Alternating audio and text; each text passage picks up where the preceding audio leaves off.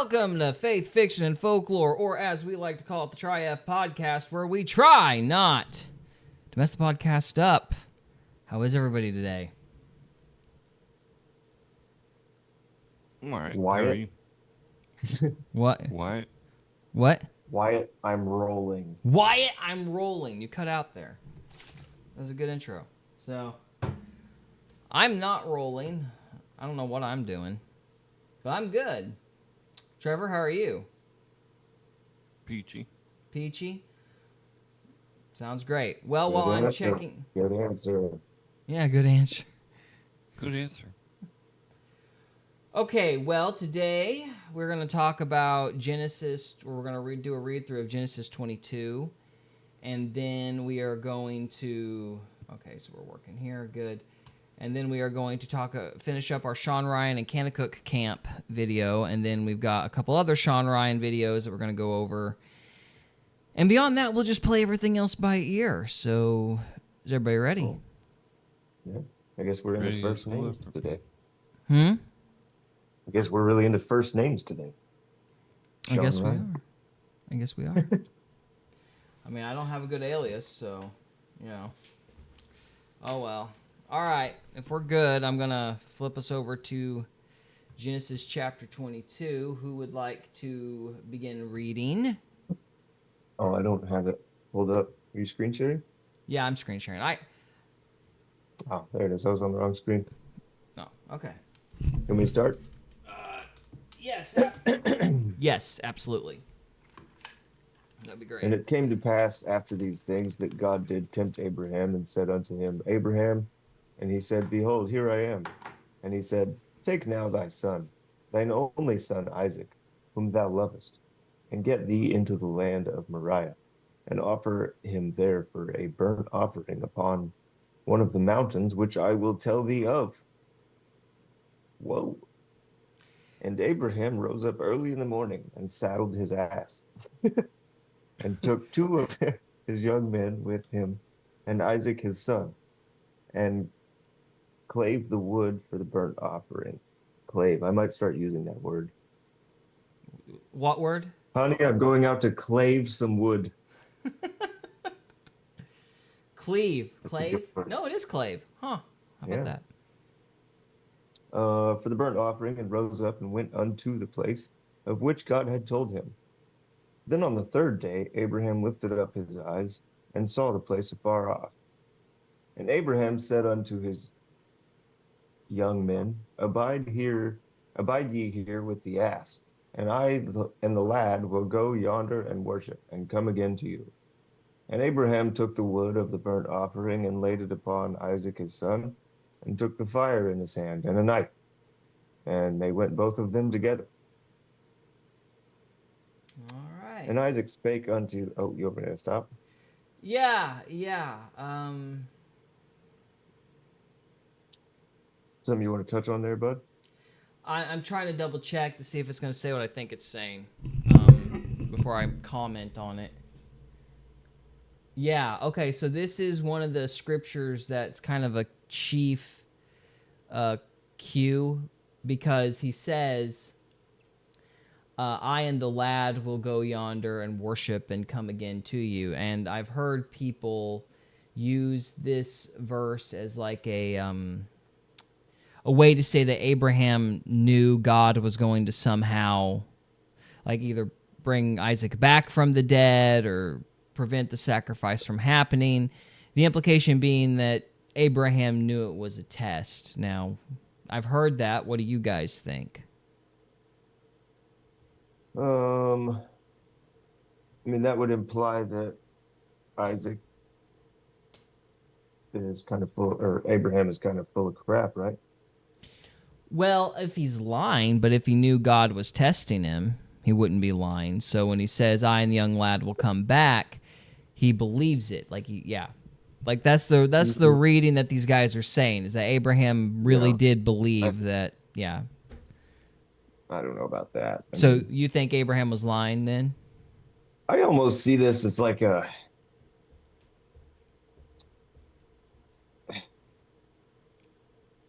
I don't know. to me, I see this story as like a battle in his head. And he like he's listening to the the voices in his head. And so he concocts this idea to sacrifice his son to make God happy. And then he gets it all like put together, and we're not this far yet, but he gets it all put together and then boom, there's the lamb. It just like materializes into reality. And it's like, oh, I'm going to concentrate on reality and not the ideas that I have. Like God will show me what I need. Like here's the sacrificial lamb right here in front of me. Mm. I didn't need to listen to my own weird ideas. I see. So you think it's kind of more of like like an allegory type of thing? Yeah, it's like an internal battle for Abraham. Okay.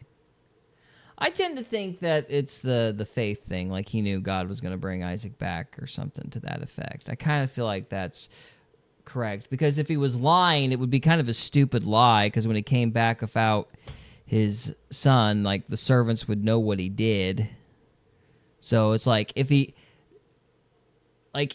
since he's in charge of them and they didn't say he sacrificed Isaac and then they didn't say anything and he knew they wouldn't say anything, then why would he bother lying? Does that make sense? It's like, but if he was scared they were going to do something, then he might lie. But I don't. Yeah, if he would have told them, they would have tried to stop him. They'd have been like, "You what?"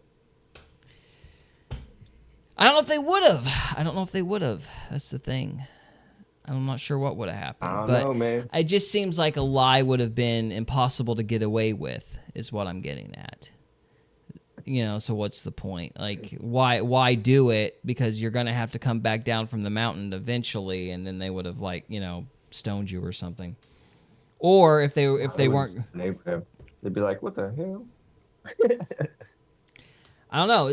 But it's like what I'm sucking up the way I'm explaining stuff today, but it's like either he lied and it was a stupid lie because there was no way he was going to get caught, or he was or like, let's say, or there was no point in him lying because the servants weren't going to say anything anyway. So it's like either way there's no point in telling a lie.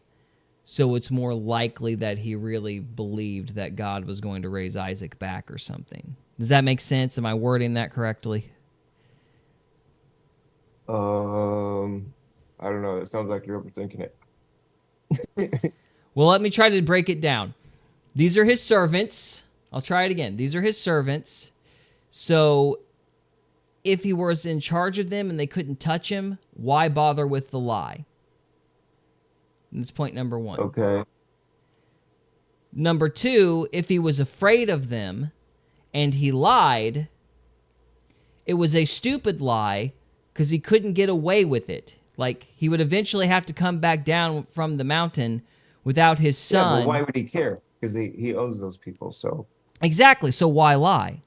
Why would he care? He didn't want them to impinge on his plan. That's why. But if he owns them, why would they resist him? Because that's human nature. You think so? I mean, it's possible. Like maybe he was afraid, but if that's the case, they still would have killed him when he got back down from the mountain. I mean, he wouldn't have gained any ground, so it was a stupid lie. If he did lie, maybe the guy just wrote the book down wrong. huh? What'd you say? I didn't hear you. I'm sorry. I said maybe the guy just wrote the book down wrong. Maybe he just wrote it down wrong in the book. Okay. That one got through editing then, huh? Find that unlikely. Slipped through the cracks. It slipped through the cracks. Right. I know I'm not saying that as succinctly as I should be, but do you understand what I'm saying? You don't have to agree. Okay. I understand the argument. Okay, all right. I just want to make sure I'm being clear. Don't have to agree or disagree. Trevor, what do you think? I think that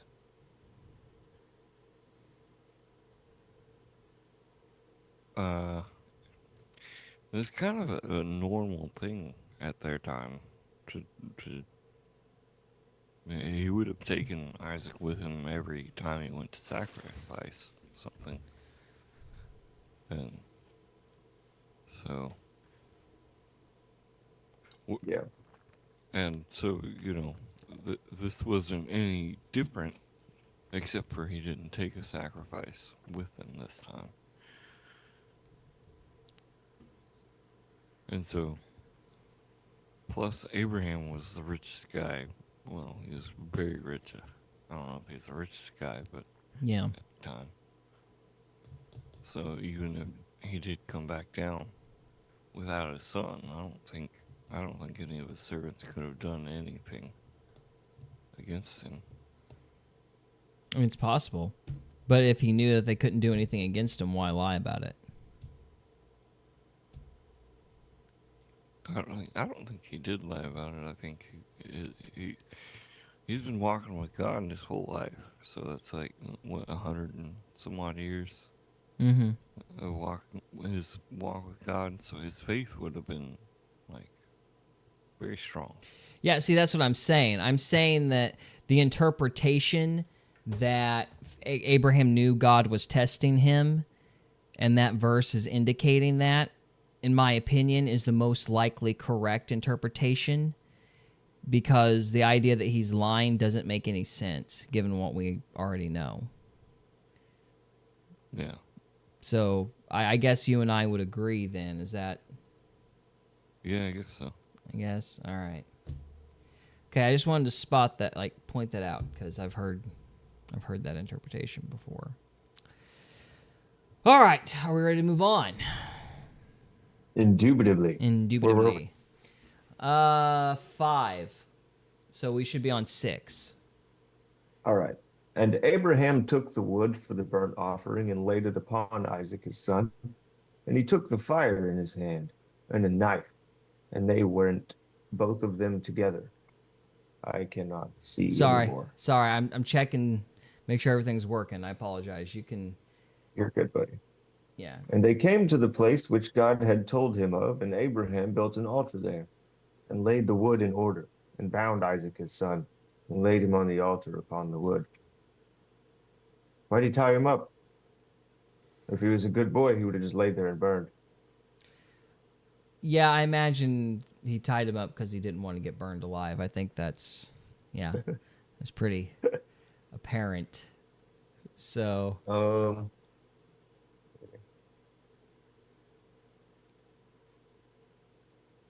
Where'd it go? That would be hard to watch. Like if we were to put it into like movie. Yeah. scene. Yeah. Yeah, it's messed up. Yeah. I don't know what the stream moved. I don't know where I'm at. I'm Like, sorry. I can't hang on. imagine So... binding any of my kids up to sacrifice. Oh, I can't either. That Yeah, would be that's like great. horrifying.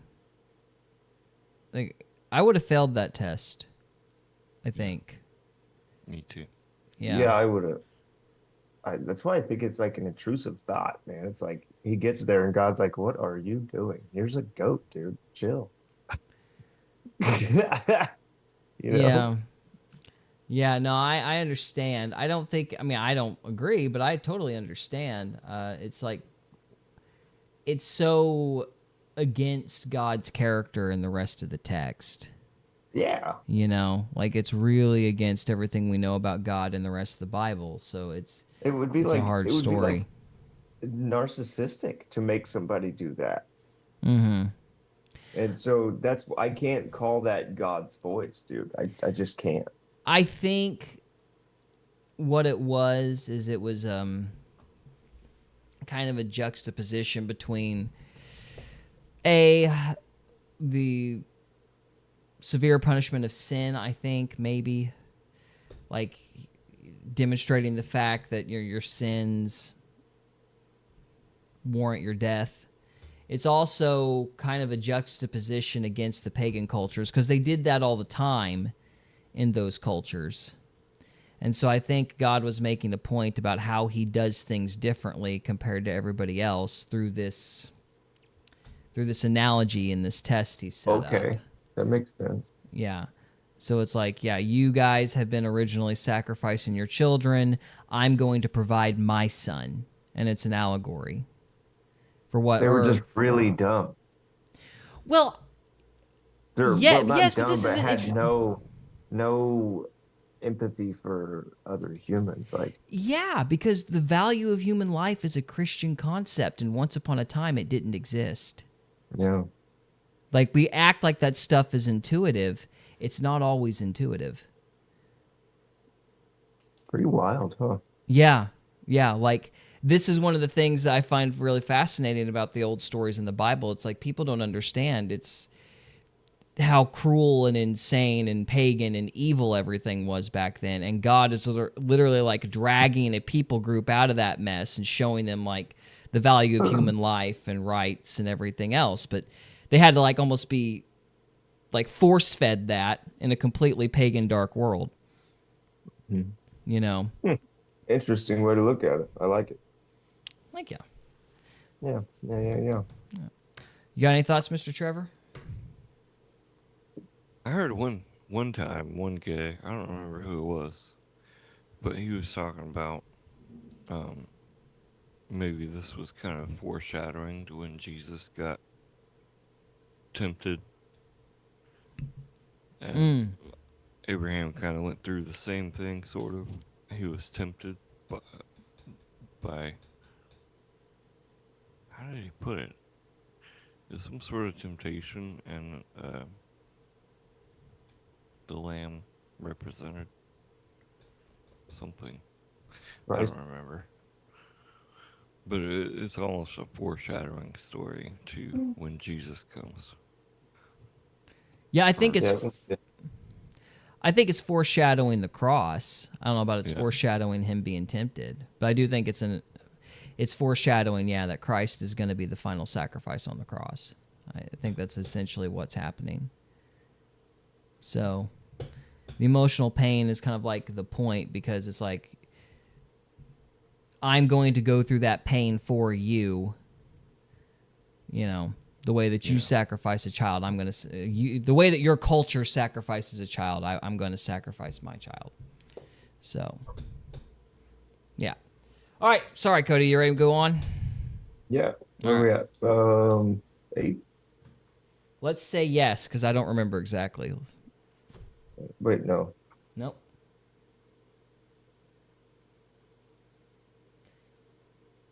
I think we're on 7. You think we're on Isaac 7? spake. Isaac spake to Abraham his father and said, "My father." And he said, "Here I am, my son. Here am I, my son." Do you need it to be bigger? Maybe I can try to adjust the size of it or something. That's what she said. Or do you want me to just like read it if you're having a hard time seeing it? He said, "Do you want me to make it bigger?" We're reading the Bible. Get your head on I right. know. How know. dare you? I'm so offended. How dare me? Oh, how dare you? All right. And Isaac spake unto Abraham his father and said, "My father." And he said, "Here am I, my son." And he said, "Behold, the fire and the wood, but where is the lamb for a burnt offering?" And Abraham said, "My son, God will provide himself a lamb for a burnt offering." So they went both of them together. And they came to the place. What? Sorry, I just wanted to point out that's kind of like a second. It's just like lied. verse 5. Yeah. Did he lie or did he know? lied. I don't think he might not have been lying. That's kind of the point. I'm So not if sure he knew lied. The whole time, then why have the plan? It doesn't make sense, man. Well, I don't think he knew exactly what was going to happen, but he knew God was going to do something. So it's He like still tied him up. I don't know. It's like I don't know. having faith that God is not actually going to have him do this. So there's something else going on because it's like he knows God's nature, and it's like God's not really going to let this happen. So, oh yeah, sorry, go on. And they came to the place which God had told him of. And Abraham built an altar there and laid the wood in order and bound Isaac his son and laid him on the altar upon the wood. And Abraham stretched forth his hand and took the knife to slay his son. Why is Isaac not talking?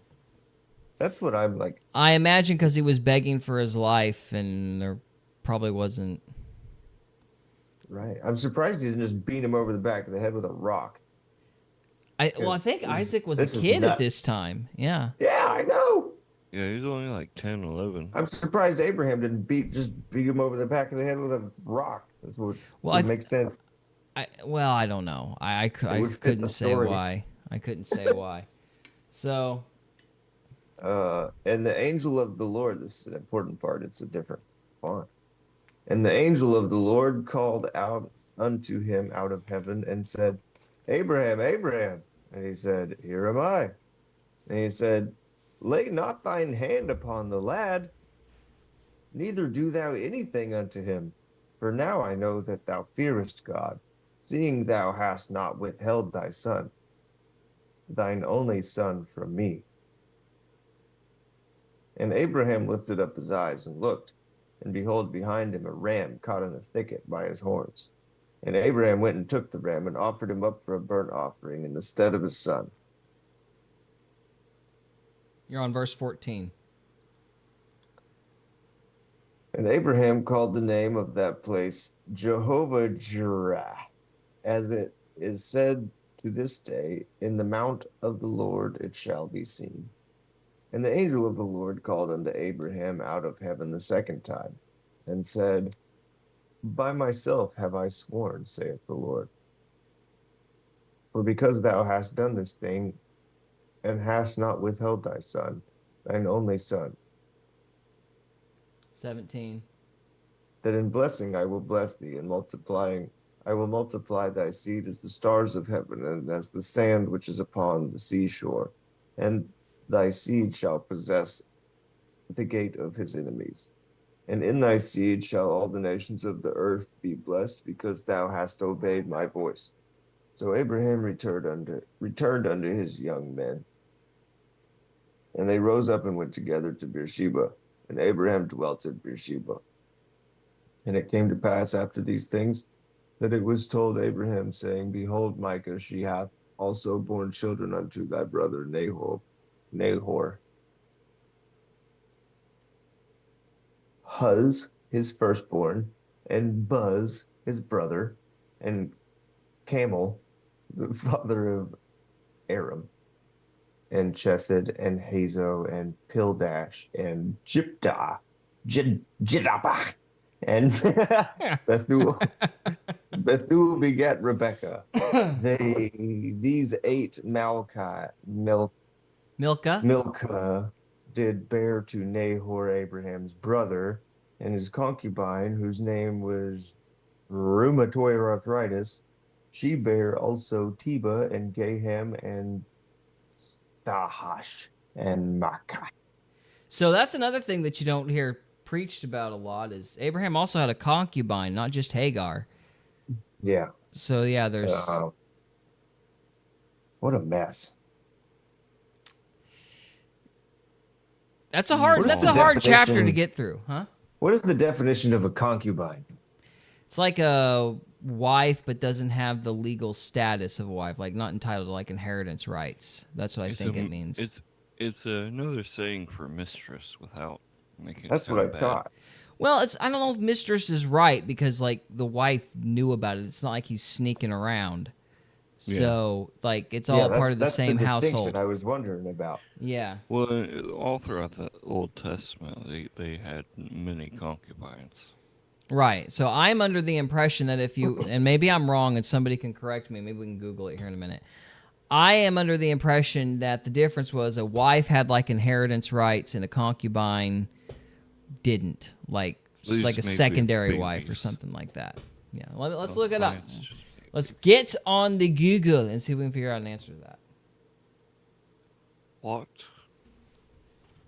is the difference? Come on now. I'm gonna roll this up and let you guys talk while I look for it. Well, man, I don't know how to talk. What's a concubine? A woman who lives with a man but has lower status than his wife or wives. So, yeah, so we're right.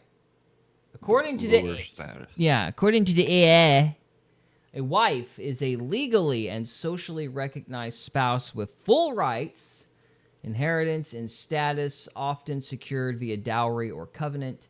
A concubine is a woman in a long-term, exclusive, but secondary, lower status relationship with a man, typically without the same legal rights or social standing as a wife. So it's like a wife of a lower social standing, Right. i.e., their kids don't get anything. So,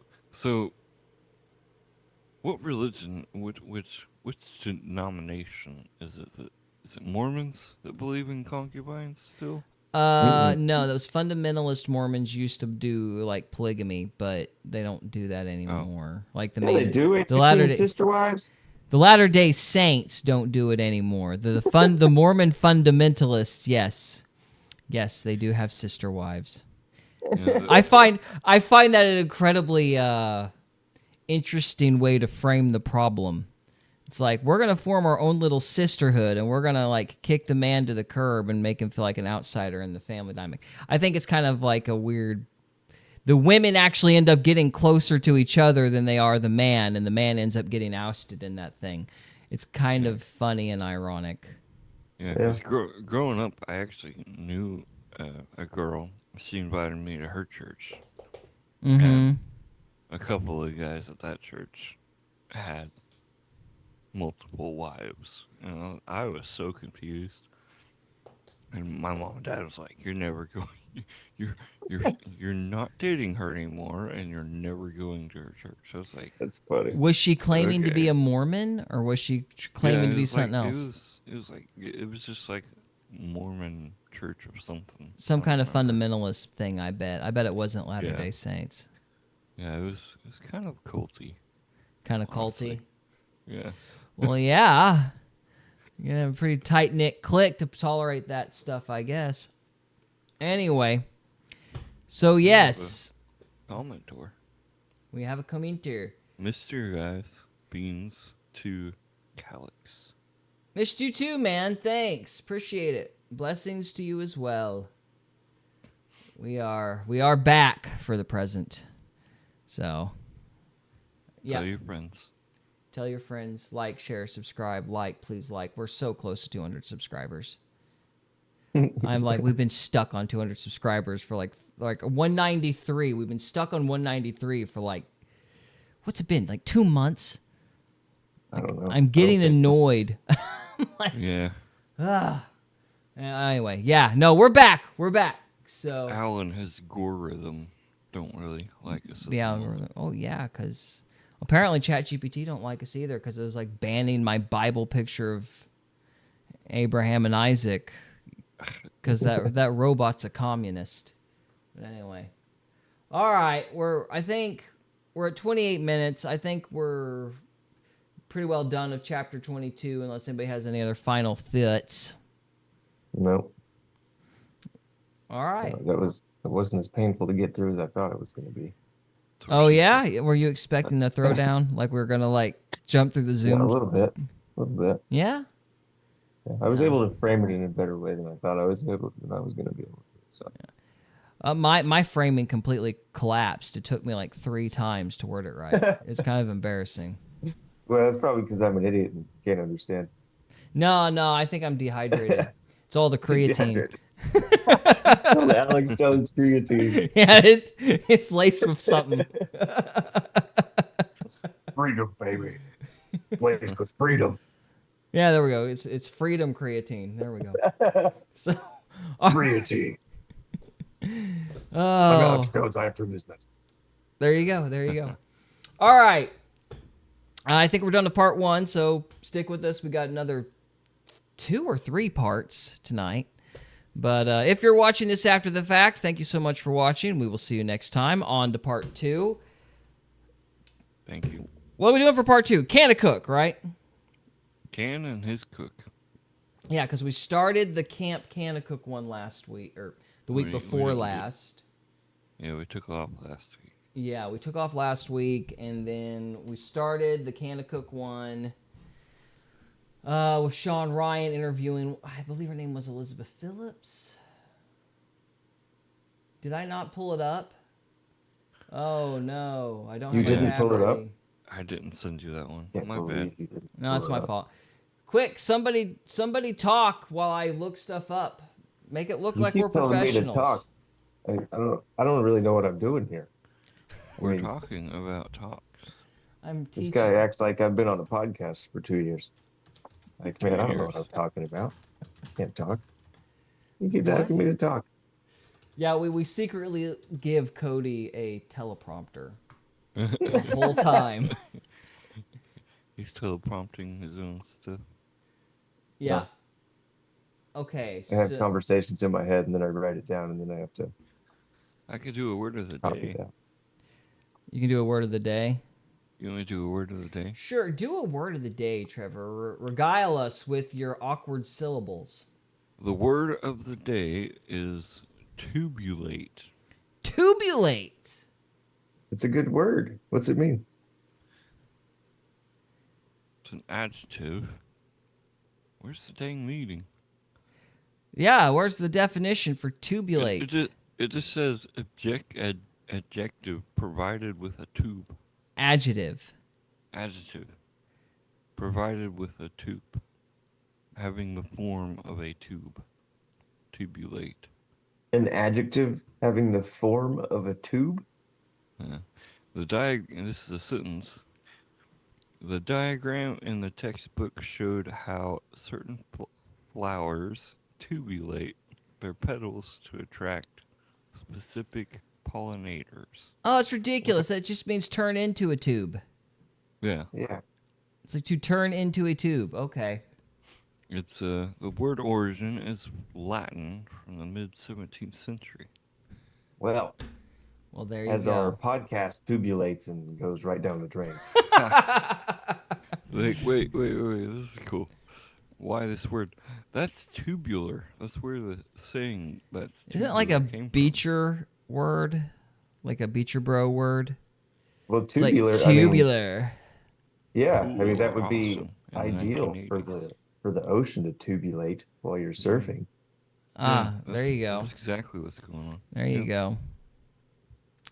Well, I will never use that information, not once. Oh, you're gonna use tubulate at least 3 times. Oh gosh, maybe that would be weird. I don't even want to imagine the circumstances where that would come up. But What does a tornado do whenever it forms? oh, there you go. It tubulates. Tubulates. If I lose my house, I'm gonna blame you for bringing that word up. It's You're gonna blame like the a tubulation. yeah. You're gonna. It's like you summoned it. That's what I'm gonna say. So, you summoned it with your positive vibes or something. So We should probably. I'm reading off a teleprompter. Remember? that's right. That means I wrote it. So sorry, Trevor. Go on. Oh, I don't remember what I was gonna say. Oh, sorry, buddy. It don't matter. All right, let's just get on to part 2 because we are wasting time. That's what it was. Oh, we're not in part 2 yet. This is gold. What are you This talking is about? gold. So is this. This is We bonus. This is bonus for the live stream. So us talking about stupid words of the day or whatever. Tubulation. Tubulation. You said to come up with something. I Well, you did. looked I something up. did. You did a This great is- job. You did a You great wasted, job. Like a solid 7.5 minutes there. We did. We're learning. We're improving. I guess. How tubular. Somebody lead us into part 2. What are we talking about? Kanakuk. Elizabeth Oh, Phillips that's and right. Camp Kanakuk. All right. Welcome to Faith, Fiction, and Folklore, or as we like to call it, the Try F podcast, where we try not to F the podcast up. And today we're talking about, let's see, Camp Kanakuk and Elizabeth something or another. on the Phillips. Shawn Elizabeth Ryan. Phillips. Yep. Yeah, Philip Elizabeth. Yeah, so we just got a video pulled up. I wanted to just, I think this is one of the highlights of the Shawn Ryan segment. So, Okay. Oh, by the way, this is not, holy crap, there's like, speaking of Alex Jones's creatine, it's like I got it in the background as a product placement. I didn't realize that hilarious. camera angle worked. If I'm going to do product placement, I'm going to put my book up there because I'm There poor. you go. There you go. Even though I need to mirror the camera, but it doesn't matter. Boy, okay, by the way, since I brought it up, The Familiar. I wrote a book. It's good. Read it. Gary wrote a book. Did you know Gary wrote a book? I wrote a book. I wrote a big book. He wrote a big book. Yeah, there you go. It's great. Read it. Actually, the next one's out too. Temple of Maggie Stone is out as well. So I wrote 2 books. but I don't have books. the. He wrote 2 books. I got 2 books. There were 2 books. It's 2 books. It's Very, great. very proud of you, Gary. Thank My wife is you. very proud of you. Thank you. I appreciate it. I've got 6 books on a rapid release. No, he said he appreciates it. Oh, okay. Yeah. I can't even spell. No, I haven't got the print version of Maggie Stone yet, so I'll show that off when it comes in. So, Yeah. but yes, for now, The Familiar. Please buy. I'm poor. Anyway, okay, back to this. So, Where can we buy? Amazon. Where can we find the book? Gary, Amazon? Amazon? Oh, you're like a baller. You could just get on Amazon and order Gary Paul Varner's books. Yeah. Just right on Amazon, like a professional. Yeah. Yeah, you're quite the spokesman. Keep that up. It's also on GaryPaulVarner.org as well. And drafted. And he has his own website, GaryPaulVarner.org. There you go. We're just gonna keep repeating it. This is like the I'm most just repeating awkward. what it's like. Yeah, this is like a really awkward ad, but I appreciate the thought. So there we go. Okay, An we've ad got. hominem. No, it's not an ad hominem. It's just an ad. It's an advertisement.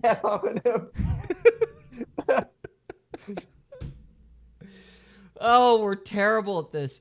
Okay, let's get on to the show. So yes, Camp Kanakuk. I wanted to talk about it because my wife actually had one of these camps in her area, so I was like shocked that this was a story, and this is kind of a highlight from it. And I wanted to point this out because there's an intentionality to, let's just call it the Epstein culture. And it's not just, with Epstein. It's like all over the country. Like Tim Tebow has been doing stuff on it. It's bad. It's just really bad. So PDH files. yeah. And so I just wanted to show that it's happening in other quadrants of society. Mm-hmm. It's indicative of a problem. I'm not sure what's causing it, but it seems to be Blowing up here recently. well, either growing in popularity or prominence, or it's like bubbling to the surface for the first time. But I find think it's just being exposed because of the internet, man. yeah, I mean, Yeah, that could be it. Yeah. And good people like Shawn Ryan are finally, stepping up and talking about it. Yeah, I think that's a lot of it. So And that's what it takes sometimes. It's just someone with a voice standing up and doing what they think is the right thing, which is the right thing. yeah, absolutely. So before we get into it, Beans to Calix laughed. I'm assuming he was laughing at our terrible advertisement. So anyway, we tried. We really tried. But okay, let's get on to this. So yeah, we'll just play this from the beginning. Probably listen to all of it. But again, I'm mainly playing this part of the whole thing. And of course, I would recommend watching the entire podcast episode from Shawn Ryan. But we're just going to do this clip to kind of demonstrate that it's on purpose. It's not incompetence. It's on purpose. So anyway. A PowerPoint that the former Pizza Hut manager, Rick Brashler, with no expertise in child protection, put together. Have you heard of NAMBLA? NAMBLA? Yeah. No, I've not heard of that. You're gonna get really pissed by this. I'll read it. Rick I didn't Brash- write it. How to Practice Child Love by Richard Creech. Richard Creech, 45, pled guilty May 24th, 2013. Creech used a peer-to-peer file sharing program to collect and share child. Orange County Sheriff deputies say that a 170-page manual is circling around Central Florida. It shows people step by step how to children. The fuck is this? So that's Rick Brashler's Kanakuk Child Protection Plan that he says they learned of through this Pete Newman situation. Tim had said that he was saying something in court on the stand too, I believe. I don't know if it was Pete Newman because I wasn't familiar with any of the names. Oh, he said something in his remarks in court that don't let what I did take down this whole ministry. Kanakuk's good for kids. It's the happiest place on earth, blah, blah, blah. He, did his whole spiel. Kanakuk, so he goes to prison for Joe 3 White probably had him say that, huh? Yeah, who knows? So then he goes to prison at Jefferson City Correctional Center. The address for that is 8000 No More Victims Lane. That's why I call it Operation Millstone, because of a verse in the Bible that says if you harm a child, you're better off with a millstone around your neck thrown into the bottom of the sea. So I call everything I'm working on related to this Operation Millstone. But there's, what was I going to say? So their crisis PR strategy was this was one bad apple. We can't let him destroy this entire ministry. It's the first time this has ever happened. We are so shocked. We now know of perpetrators, like going back to the very first year they opened the girls' camp. And then third, we're now the safest camp in America because we've learned the hard way how this could happen. And they started this Kanakuk Child Protection Plan that's now been spewed to over 600 youth-serving organizations across the country. It was accredited by the Beau Biden Foundation. And then they tried to get some other accreditations on their website to look legit after they've had this massive pedophile scandal. They put the Kanakuk Child Protection Plan in place and start going around the country talking about how they know how to handle camp safety now because they just had this horrible situation, and they're now going to be the safest camp in America through this Kanakuk Child Protection Plan. I brought a PowerPoint that they've used on that, that in my opinion and experts' opinions would make better pedophiles, not protect kids. Can I show you that? Absolutely. You want to do it now? Yeah. So this is the... We'll put it up on screen as we talk about it.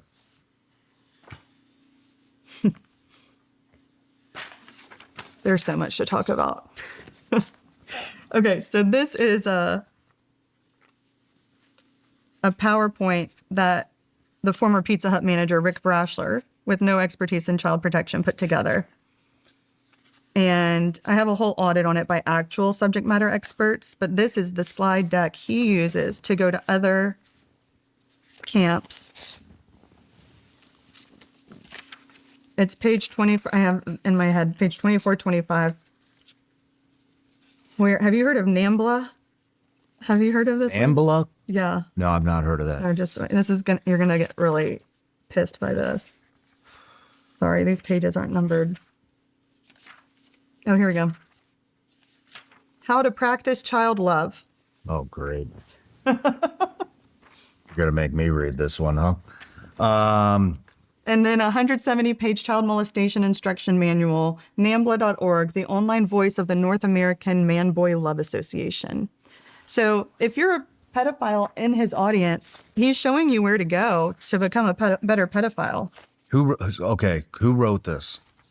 This is we're going to put this up on screen here. I'll read it. This is Rick I didn't Brush. write it. How to Practice Child Love by Richard Creech. Before you begin on the education, important info, theory before practice, child sexuality, taboos and shame, risks involved, when to start, what age, where do I find a child? This is the curriculum. Mm-hmm. Introduction, having own children or family equal access, single parents and mom. So let me explain a little bit what's going on here. So this camp, Kanakuk Camp, gets outed. And Trevor, correct me if I'm getting some detail wrong. They had a pervert in there and multiple perverts in there. And so as a kind of PR response, they go, no, we've learned our lesson. We are now going to be the safest camp in America. And then they hire a guy to put a safety presentation on, but it's ran by NAMBLA, the Man-Boy Love Association. So it's like not only are they hiring perverts, but they're clearly doing it on purpose. And there's this spiteful element to it. It's like not only are we not going to put on a show of protecting children, we're going to literally teach people how to be pedophiles or PDF files and then tell you the camp is the safest in America. Does that make sense? So it's like they're rubbing people's noses in it. Mm-hmm. Yeah. It's on purpose. What's crazy is since he released this episode, Mm-hmm. the camp has threatened to sue him if he doesn't take it down. Good. He better not. I'm sure Yeah, the discovery will be fascinating. He literally was like, "My lawyers are ready, so F you." Yeah, I just he actually said it. like that. That's not a like South Park did an episode on Nambla. Do you remember the episode of South Park? I don't remember it now. Oh my gosh, they had this little curly-haired fat guy going, everybody needs to be able to love who they love and everybody's equal and blah blah blah. And then Kyle's like, dude, you have blank with children, you know. And they just repeat that over and over and over again as the guy's trying to, you know, appeal for acceptance or whatever. Sounds like South Park was ahead of their time. Yeah, They always have been. yeah. Kind of like what was it, The Simpsons are the ones that are predicting everything. Well, I get. Well, it's sorta. because I mean- it's because The Simpsons is funded by the CIA, and you know they're causing the future, which is how they can predict it. So anyway, So it should be the CIA. Simpsons. it's all not the CIA. It's all the CIA. Soft disclosure is what they call that. Oh yes, disclosure. Yeah. Anyway, that was my point. Is like I wanted to play that clip because I was astonished by the gall, like. Yeah. You know, just the brazen. We know you don't know who Nambla is, so we're gonna trick you into thinking we're teaching people how to, you know, keep your kids safe, but we're really just instructing our pedophiles as to how to operate. Because you're dumb parents and you wouldn't know. Ha ha ha ha ha. It's just jaw dropping to me. I like Operation Millstone. That's a good name. That's a good name. I agree completely. With kids, babysitting, daycare, and schools, children out in the wide open world, other creative methods, and some final words. The 4 important advantages: survey, approach, and create a relationship. The practical steps: the introduction. Step 1, the first physical contact. Step 2, the second physical contact. Step 3, exploring the child's genital. Step 4, exploring the adult's genital. Step 5, making love for the first time. Richard Creech, 45, pled guilty May 24th, 2013.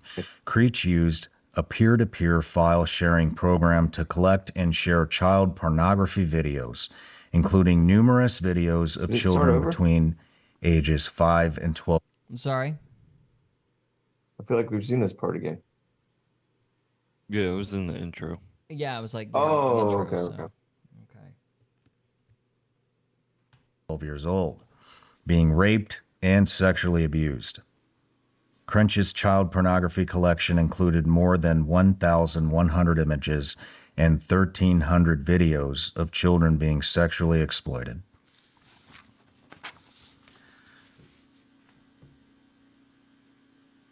Wow. 170-page child molestation instruction manual surfaces. This is in Orange County. Orange County Sheriff deputies say that a 170-page manual is circling around Central Florida. It shows people step by step how to molest children. NAMBLA.org. NAMBLA's goal is to end the extreme oppression of men and boys in mutually consensual relationships. What the fuck is this? So that's Rick Brashler's Kanakuk Child Protection Plan that he says they learned of through this Pete Newman situation. Isn't that insane? The Child Protection Plan. That is the Child Protection Plan. It's on purpose. And the acronym is CPP. Good night, you're right. It's on purpose. It's not incompetence. No, they're disgusting. Yeah. They're disgusting. They think they're like clever, Yeah, they think they're clever. Right. but they're preying on children, so they think they have this like inflated inflated sense of self-confidence and they think they're smarter than they are because they're tricking children. Right. Yeah, they have a complex, sort of. It has to be an inferiority complex of some kind. Like you can't Yeah. compete in the real world, so you go Yeah, after mhm. kids. Something like that. I mean, I don't know, but I just know I'm like, this is somebody being tongue-in-cheek and priding himself on tricking parents. Yeah. So, Yeah. NASA acts the same way in their literature. oh, do they? Yeah. It made me angry, so I wanted to play that. Yeah, that's pretty screwed up, man. Well, it's in theme with the Epstein stuff, too. It's like, I kind of think this crap is happening because, like, nobody's willing to admit it's happening. You know what I mean? Like, people are intentionally just looking the other way. Because I don't know how you get... Like, this kind of situation is one criminal operation. Epstein was, like, at scale. And it just seems like it's just getting out of control because nobody will acknowledge it exists or something. Well, and then you have the people that make money that just want to protect. They want to protect themselves and the PVH files because they're like their best friend or something like that. Yeah, maybe. I don't know. It just... Yeah, I mean, but where does it go? I mean, we're gonna need a big millstone. You're going to need a lot of millstones. Yeah. But it's also part of the Fabian socialist thing, too. Like, that when H.G. Wells is screaming, I'm here to destroy the family, or my goal is to destroy the family, this is one of the ways that they try to do it, is through pedophilia. Mm-hmm. So... It's demonic. 100%. Yeah. All right, well, we'll finish this video, and then I want to end it with something Tim Tebow. Yeah, something that Tim Tebow pointed out in Congress. Bean2Kalix says, did you see the South Park Nambla? Yes, that was the episode I was referring to, the little curly-haired guy trying to make everybody love him for some reason. So, yeah, we did, actually. That was weird. Well, it's a point needed desperately in this day and age. Not everything is an appeal to equality, especially that. No. So it tells you a lot about what Pete Newman was doing. This is also the playbook. You know how people say it's like they're all using the same playbook. There are playbooks that exist. Some on the dark web, some are, more. Some are at Camp Kanakuk. Some are Camp Kanakuk's creation. And so that's been spewed to 600 youth-serving organizations across the country, according to Rick Brashler. He's still there as the director of risk management. He's still here. Yeah. He's still running the child protection plan for Kanakuk. The other thing I was going to mention is that, so Pete went away in 2010 for 3 life terms, and then they implement this Kanakuk child protection plan in 2010. And then in 2011, they had another arrest by a pedophile named Lee Bradbury, who was a counselor. I think he had 5 counts of sodomizing a child. And he just got out of prison. He's out. Yeah, he jumped the registry. We got him put back on. But What's his name? Lee Bradbury, Where's he live? Pelham, Alabama. Pelham, Alabama. Lee Bradford. Bradbury. Bradbury. Mm-hmm. Yeah, we have all... Lee Bradbury. Yeah. I helped set up a website called factsaboutkanakuk.com once I connected with other survivor families. And there's a page on Facts About Kanakuk that's known abusers. And you can see all their mugshots. We just added another one yesterday. It's like never ending. How many are there? So there are... How many have you found? Over 75. Over 75 sexual abusers? Affiliated with Kanakuk Ministries and Joe White. But there's 13 that have publicly been alleged, and 12 of those have convictions. There's a 13th who, because of statute of limitations, is just out there living his best life. But he was publicly alleged in USA Today, in an article that we helped with. So 13 on What's our... his name? that's Chuck Price, Chuck Price? Where's he live? St. Louis. St. Louis, Missouri. That's a whole story. Yeah, I need to tell you that story because you lived in St. Louis, right? Mm-hmm. Yeah. Yeah. His victim lives in Utah. There's multiple of them. But all that to say, this Kanakuk Child Protection Plan that was supposed to be their saving grace, it failed immediately when Lee Bradbury was arrested in 2011. Jeez. So, they've gotten away with this for so long. And then Trey suicides.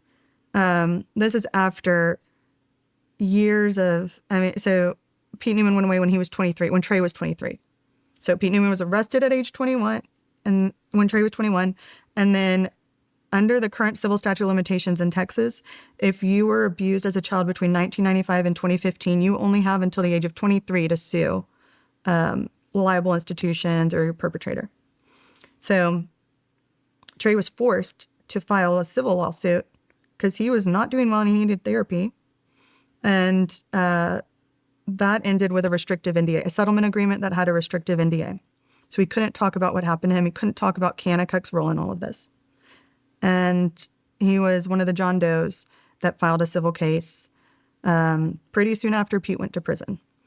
And I didn't really understand all that. All I remember is at one point, I was going to be deposed and other family members were going to be deposed. I was pregnant with my second kid at that point. And Trey wanted to spare me from going through depositions pregnant. No matter where you're watching Shawn Ryan Show. So, yeah. Crazy, dude. I think our methods for dealing with these people need to be a bit more barbaric than they are. I agree. Me too. Yeah. My Especially until we get all this Epstein stuff straightened out. You're right. Yeah, and not give them the option of being let go. That's ridiculous to me. I'm a big fan of something that rhymes with gastration. So, Anyway, I wanted to end this. I know this is kind of a heavier one, but I felt Throw like them under a train station. Is that what it was? Yes, that would work too. Mine was more of a take a certain part of their anatomy and feed it to them type of thing. But that'll work. Train stations will work. All right, let me look up this Tim Tebow thing here because I wanted to. Again, there's a point that I'm trying to make, and this is kind of one of the reasons why we go after the Epstein things as hard as we do. So. Yeah. So let me snap your W-2 W-2 and file your taxes 100%. Clip after Looking the ad. ad hominem. Yeah. Close. And Holly. All right. So we're going to play this clip from Tim Tebow, and then we will wrap her up. On this part, anyway. Good morning, Chairman Holly, Ranking Member Durbin, distinguished members of the committee. Thank you so much for having me. It's an honor and really a privilege and humbling to be here with all of you, Miss Julia, Miss Stacia, Yasmin, and Miss Jane. It really is humbling and feel unworthy to be sitting beside all of you. So thank you so much for your work. As you mentioned, I'm so blessed to be a part of the Tim Tebow Foundation, and we exist to bring faith, hope, and love to those needing a brighter day in their darkest hour of need. But to really sum it up, it's to fight for people that can't fight for themselves. And I believe that's exactly why we're here today. Several years ago, we were finishing a leadership meeting, and I looked at Camille, our VP of Anti-Human Trafficking and Child Exploitation, and she had a very sober look on her face. And I said, Camille, what is it? What's breaking your heart? And she wrote down the number 20,000. And I said, Camille, 20,000 what?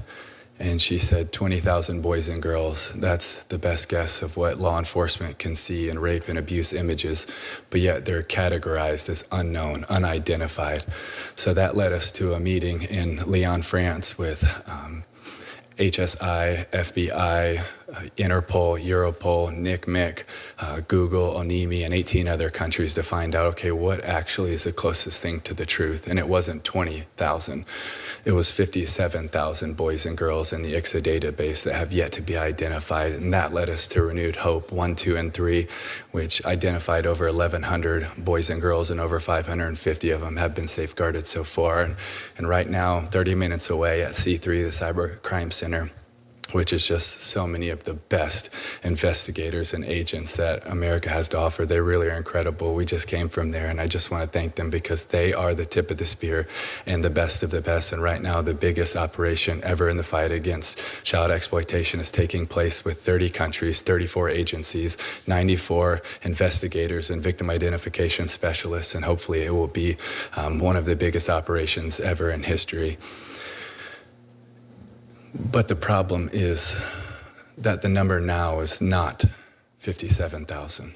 With all of the work that all of these people and amazing law enforcement agents and nonprofit NGOs are doing all around the world, the number is not 57,000 like we said 2 years ago. It's over 89,000. We are losing the battle and we are losing the war, and boys and girls are suffering for it. And to give you an idea of the scope of what's happening in America, there's a red dot map right over there over my right shoulder, and that's just a 6-month screenshot of the US. And every red dot that is on there is someone that is downloading, sharing, or distributing child rape images, almost all under the age of 12. And there's over 330 of them just in that 6-month screenshot. And we know that 55 to 85% of them are also hands-on offenders, and we know that your average offender has 13 victims in their lifetime. Just look at that. That is insane. The average child molester has 13 victims in their lifetime. Like, it makes you go, how is that even possible? We need to kill all of these people. Is that okay to say on the internet? I'm not gonna complain about it. I mean, good night. But look at that map. How is that possible? Like, yeah, where are they nuts, getting man. the material? Like, how, again, this is why we talk about Epstein. It's at scale. Like, this is a systemic, this is like an infrastructure, an industry. And it's like centered in the United States or something. Like, I don't see, like, 57,000 to 89,000. That's not organic. That's not just like sporadic bad actors. There has to be organization to that. Am I crazy? I don't think so. No, I would think just like it's a niche thing, just like memes, like, so people make memes and share them, like, and you like, there's certain memes that are more popular, and you know, they have times where they're more popular, and I would assume it would be the same with that kind of material. Yeah. Like, it just has natural, like, it goes viral or whatever, and Yeah, it's just crazy. Bean to Calix says, absolutely disgusting, which I completely agree. And he also asks, where are these kids' parents, or are they kidnapped and trafficked?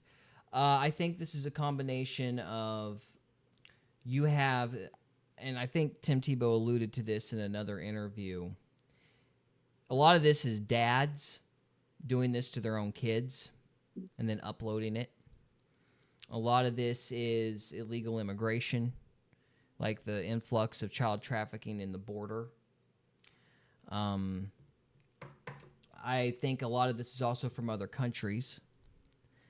I still feel like there's got to be some kind of organization to it, you know. No. So, because it's got to be Well, I'm allowed sure there is. through. It's got to be At the allowed highest through. levels. You know, like tonight, like we had that stupid Chat GPT whining because it equivocated my image of Abraham sacrificing Isaac. They said it had nudity in it. So it's like overly picky on like innocuous stuff like that. But all these computers are letting this crap through. Like, how is that happening? Yeah, it seems to be on purpose for sure. Yeah. The dark web. Yeah, I think the dark I would web is part imagine. of it, but you know, a lot of these guys say this is happening on Facebook. This is happening on social media. Yeah, they're getting Instagram. names and they're exchanging information on Facebook. Like this is like social media is connecting these guys. The images themselves might be on the dark web, but they're still able to get a lot of this stuff through social media. Yeah. Wow. It's insane. So we'll finish this up and then we'll move on. The scale of harm right here in America is to a certain extent hard to comprehend, but that's why we're here. And when you knock down one of those doors, you also have no idea how many boys and girls you're going to find. From Operation Renewed Hope 1, one of the doors that was knocked down, when they went in and seized his computer, they found that he also had raped 30 other boys and girls in that neighborhood. So there's a lot of work to do. And Ranking Member Durman, you're right, we have to be able to act. A little over a year ago, I was at one of our protection centers, and a protection center has extra security because there's still a bounty and a price on these girls and young women's lives. And I was walking through the counseling rooms, and I walk up to one of the counseling rooms, and it's this beautiful couch, and it's got teddy bears and toys and children's books in it. And right behind the couch, there's a window. And right behind the window is the wall, and it's the edge of the protection center. I look up to the top of the wall, and it's the razor wire all the way around the top. And I'm just looking at this picture, and it's a surreal picture because inside, those girls are going to be cherished and loved and protected and cared for. But on the outside, they went through an earthly form of hell. And I'm standing there looking at this picture, and one of our team members comes and whispers in my ear as I'm looking at this picture. And he said, man, isn't it such a thin line between tortured and treasured? And he was right. It is a thin line between tortured and treasured. And you are that thin line.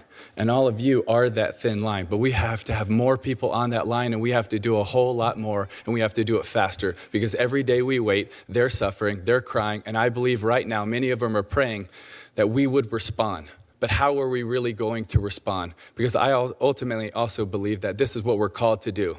And what is calling me, and in my opinion, the best definition is an urgent and divine invitation to accept responsibility for a particular task. But the question is, will we actually accept the responsibility of caring for these boys and girls and truly protecting them, or are we just going to continue to talk about it? Because there's so much we can do, but the question is, will we? Thank you for having me, and thank you for letting me be a part. Wow. So yeah, He crushed it. Did you notice that Dennis from Always Sunny is sitting behind him? Dennis from Always Sunny. Yeah. I did not notice that. I don't know how to go back to the video to check because this stupid ad. Play the Because ad. you know we got to play the ad. Anyway, so yeah, I guess I wanted to talk about that because I don't know. It seems to me like we have to be ignoring the whole thing in order for it to have gotten this bad. And it seems like it's like a generation of people ignoring it. I just don't know how you get this far otherwise. It just seems, because, you know, like that Camp Kanakuk, that's like from our area. We grew up where these camps are. Yeah. You know? And I never heard anything about it until I listened to this girl. And I'm from there, or this general region. Yeah. Yeah. You never know what goes on behind closed doors until you figure it out. Apparently you don't know what's going on behind a summer camp either. Summer camp, yeah. It's ridiculous. Yeah, Tim Tebow's crushing now. Yeah. Great. Yeah. Sean Baines is like, ha, no way, really? That's awesome. The Dennis system. I do remember the Dennis system. It's the implication. So, Did you see him yet? He looks just like him. I see. Is it this shot here? Hang on. Let me pull it back. Good Yeah, morning, zoom in on Chairman that. Hawley, Ranking Hang on Member here. Durbin, distinguished members of the committee. Is it this guy? Yeah. I'm not sure that's him, but It's got to be. I can see He's why a- you're saying it. He has a mustache as a disguise, but yeah. Oh, okay. Yeah. Well, anyway, I do remember. Yeah, it's been a long time since I've seen Sonny. In Philadelphia a long time. Great show. Yeah, but we gotta keep talking about it. It's one of the reasons we're still talking about Epstein, because I mean, just there's always going to be bad actors. You know, there's always going to be bad people who do bad things, but I feel like there's some kind of organization to this, and I feel like that there is a type of apathy to this that's allowing it to get much worse than it is, than would typically be in a normal country. Yeah. So, I mean, I don't feel like I've ever suppressed my voice about that kind of thing. So personally, I don't know, but I mean, I don't think any of us have, but something had to happen. I don't know. I just don't know how you get from 57 to 89,000 in a 6-month period in 2 years. It's like, how does it grow that fast? What if it's just that there was never a way for people to have a voice before now that the internet's out? It's like slowly becoming more acceptable to come out with that kind of thing. Like, yeah, I was affected by this kind of thing. It's like you feel it because it makes you feel alone. Yeah. So the internet's allowing more exposure on that regard. Yeah. I think so. And it's not that the numbers are growing; it's that the numbers are being exposed. Because I mean, this isn't a small thing, man. This is like a lot of people. It's terrifying to realize how common it is. Yeah. Like, I ain't letting my kid go to summer camp. That's for dad blame sure. Right. Like, I don't even know if I want her going on field trips at school unless Jess is with her. I mean, that's how paranoid I am about it now. Gotta be careful. Yeah. I'm assuming Beans to Clays is still laughing about Sunny. Sunny is a great show. So. So anyways, I started blasting. Yeah, I do remember that. Okay, we're going to move on to part 3. Guys, thank you so much for watching. If you're watching this after the fact, or if you're watching this on the live stream, stay with us. We got one more segment left. Kind of playing that part by ear. But if you're watching this after the fact, who knows?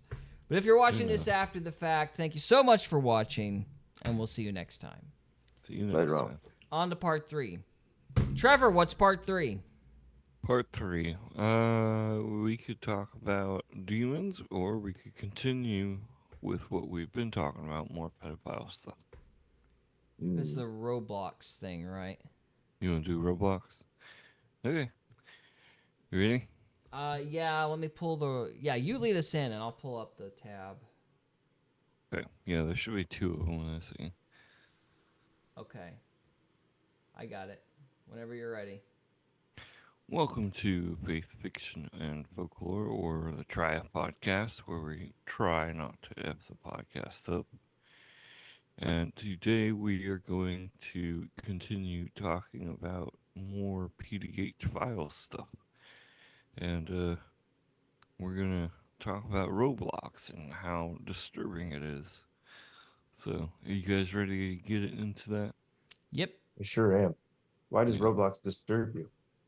Well, we did a video a while back on Roblox allowing pedophiles on their game, on the games and stuff, and we kind of sort of talked about it a little bit, and anyways, so there's been many lawsuits since then.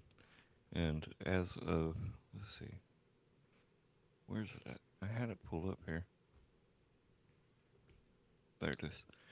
So as of March 2026, there are 132 Roblox lawsuits consolidated in federal court. Now, see, I knew they'd gotten sued, and I figured that had put an end to the stuff that they tightened up their chat regulations. I thought they tightened up their chat regulations. You're saying that that's not happening? No, they're actually doubling down on like vigilantes that are going after the PDH files. Really? So they're targeting the Are you serious? What do you mean targeting? What are they doing? One of them is have you heard of Schlep? No, I have not heard of Schlep. He's just a kid, and if you pull up the first video, Is this the 3 online kids games that are pure evil, or these online kids games are pure evil, or you want me to pull up? hold on, my thing unloaded. Okay, I've got a video of Schlep here, but it's a 3-hour interview without a timestamp. Or you want me to pull this one up? No, do the other one, the 3 online kids thing. Okay. Yeah. Give me a minute. All right. So, All right, I anyways, got it pulled up. Here Schlep was on the Sorry. Shawn Ryan show here recently talking about more of the Roblox stuff. And Schlep was actually a victim of all this stuff. And he got his start on, got his start on Roblox on YouTube. And he was groomed by the Roblox, what's the word? Developer. The developer. So, the developer, one of the guys who helped develop Roblox, groomed this kid. So if you'll go ahead and play that. All right, we will play it right now. Hang on. You've seen the security cam footage that the kid walked through this door here. Holy shit. And then there was 2 classrooms where this guy mowed down, I think it was 22 children. I hate to say this, but if you want to show what actually ends up happening, you can Look at that. Look at that. There it is. Where? That's a Daniel defense. The police's response to May's shooting at Robb Elementary School, calling the tragedy that left 19 children and 2 teachers dead the result of systemic failures. Now, would it surprise you, Shawn, if I told you that shooters are referenced Roblox in their manifestos? It was called the Roblox Discord. It was owned and operated by employees at the company, and I met my abuser on there.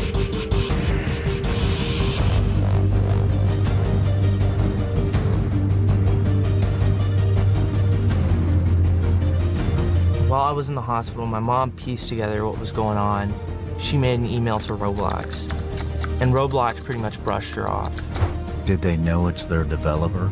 As far as I know, yes. So they know that one of their developers is the one that is exploiting kids.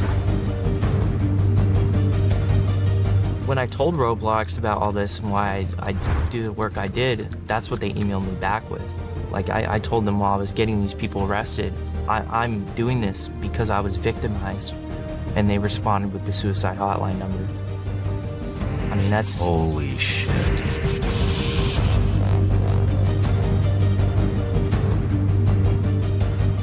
Does anybody mention this guy's name?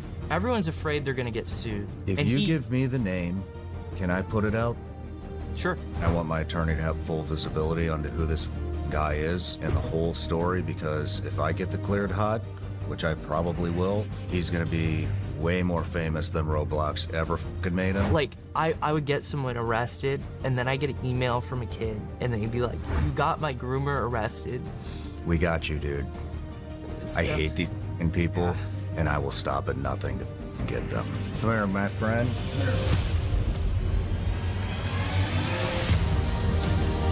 So yeah, go ahead and switch over to the main video. All right. Do you know the times? You know the timestamp you want? Yeah, go ahead and go to 120. 120. All right. I cannot believe this. This is insane. Yeah, don't let your kids play Roblox anymore. That small clip that they showed playing. That was a game on Roblox that replayed one of the school shootings, one of the recent ones. There's one on Roblox where it's the Charlie Kirk shooting redone. Mm-hmm. And there's several other school shootings like Columbine, that kids can play. Now, from what explain this to me. Now, these kinds of stages, I guess, are these done by independent kids building these scenes? Yeah? Yeah.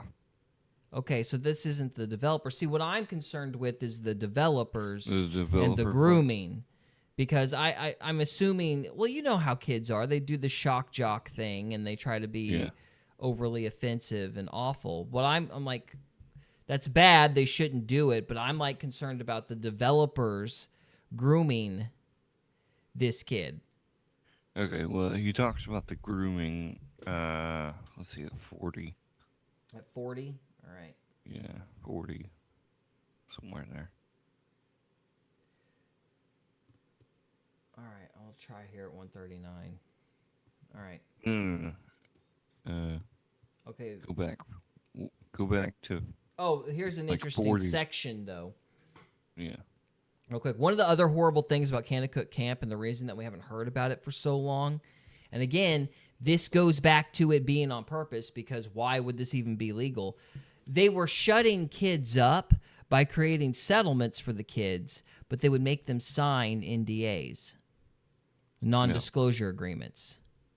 And so they were actually they were silencing children through like legal documents. Of course, that's illegal. A lawyer can't have a kid under 18 sign a legal document, but they were pressuring the parents and offering the parents a bunch of money to force the kid to shut up through the NDAs. And so so I'm just saying that because I see this on the caption. You've got cease and desist attributions and NDAs. We have got to get rid of NDAs. NDAs are like a scourge on this country. Yes, there's no freaking reason to have them. Like the conservative guys in radio, or what was radio, used them to shut up people in their offices. Or like I think Crowder did that to not gay Jared. And then so you've got that. I think that's how Weinstein was shutting up the women. Like these NDAs are used to like cover up illegal activity.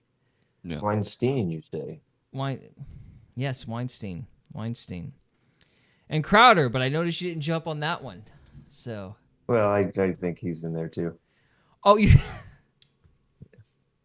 He's sold out for sure. I didn't realize. He's been grafted in, if you know what I mean. Oh, is that so? Is that so? He was grafted in, huh? Oh my gosh. I do. That was infuriating, but I commend you for your wit. That was quick. That was sharp, and that was quick.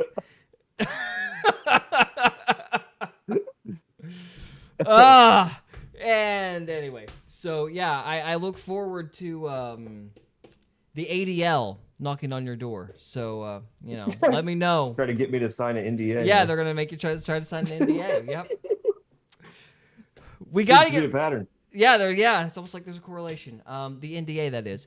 So, yeah, we've got to get rid of NDAs because that's part of what's creating this situation. So, Trevor, I apologize. I just wanted to jump on the NDA thing, and then Cody went racist. So, can you tell me? Can you tell me where we were at, please? On the corner of the if you want to hear about his grooming, he talks about that at like 40. At 40? 40 minutes in. Okay, I've got it on 39, so is that good enough, or where you want me to move it? Because it looks like he's starting to talk about NDAs. Not an hour 39. My mistake. I'm sorry. Okay, yeah. So that's 34:50. Yeah, that'll work. All right, let's do that. Because this is what I'm concerned about personally. And that was where I met a game developer who at the time, he made my favorite game online. It was like a little mini game sort of thing. It was really cool. And we started communicating, and I had talked to this guy for multiple years. How did you meet this guy? It was on a Discord server owned by Roblox employees. How old were you at the time? I want to say I was 12. How old was this guy? He was, I believe, 19 turning 20. So he was a lot older than me. Yeah, I met him on a Discord server that was owned by employees at Roblox. It was called the Roblox Discord. So I mean, it wasn't, I guess, official in the capacity of, Roblox was advertising on all their social medias, but it was owned and operated by employees at the company. And I met my abuser on there, and it started out innocent, where he let me like moderate for his community, which is a common thing you'll see with these predators, specifically Roblox. They'll give them people like kids roles and stuff so that they feel like, whoa, like, oh my gosh, this is a cool, as a kid getting to moderate the coolest game you love on the site. It blew my world. Like, I was like, oh my gosh. And I started noticing he would have these inappropriate conversations with me, and Like what? he would talk about like masturbation and stuff like that, like with a 12-year-old kid. How does he bring that up to a 12-year-old? I remember one instance, he was in a call with another girl, and I believe this girl was either 15 or 16 at the time. And I'm like, what are you guys doing? And he's like, oh, we're like masturbating in calls together and blah, blah, blah. And I'm like, ew, that's gross. And then he was trying to explain to me how that was a good thing. And like, How would he say it's a good thing? normal thing. That maybe that's the right way to put it. That's how he was trying to normalize that sort of like weird, gross, degenerate behavior to me. But it progressively got worse. I noticed he started having this obsession, or he probably always did, but he started showing it more and more with mass shooters. I want you to be just a little bit more descriptive if you can. Yeah. And here's why. Because a lot of parents are watching this. Yeah. And a lot of parents are then going to watch this with their kids. Yeah. And a lot of kids are going to watch this. And so when you talk about the progression of how it happened, Okay. if they hear how it happened, then they'll be able to recognize when it's happening to them. Yeah. Yeah, I mean, like, the conversations, they started out normal. And it went on normal for a while, but as time progressed, he began getting more and more, like, just open with how he would communicate with me. Like, he would talk more graphic, like, he would talk about, like, and stuff like that with me, and I didn't recognize the behavioral difference in that, because I mean, I was a kid. Nobody had ever talked to me like that. How did that make you feel?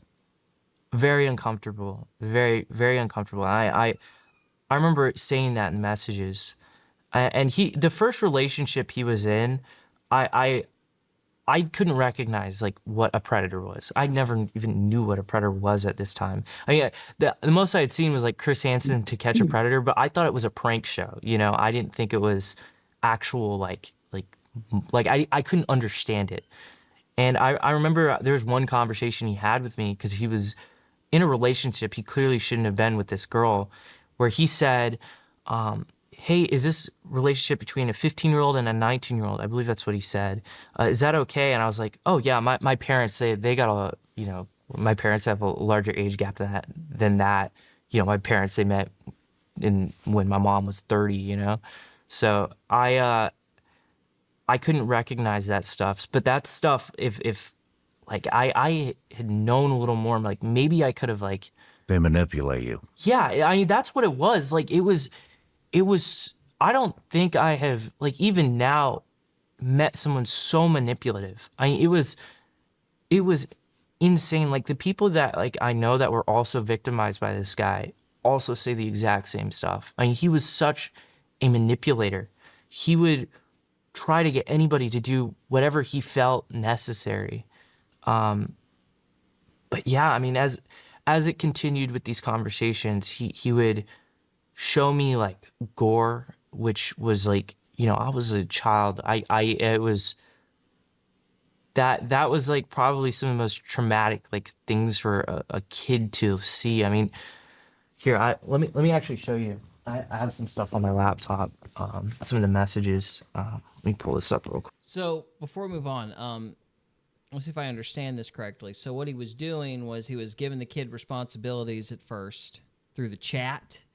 Yes. Mm-hmm. Now, Trevor, have you watched this thing all the way through? Can you give us a little more backdrop on what all this is? Yeah, so Slep was a gamer Right. on Roblox, just Yeah. a kid, 12. He also recorded his stuff and put it on YouTube, and he would live stream and stuff. Right.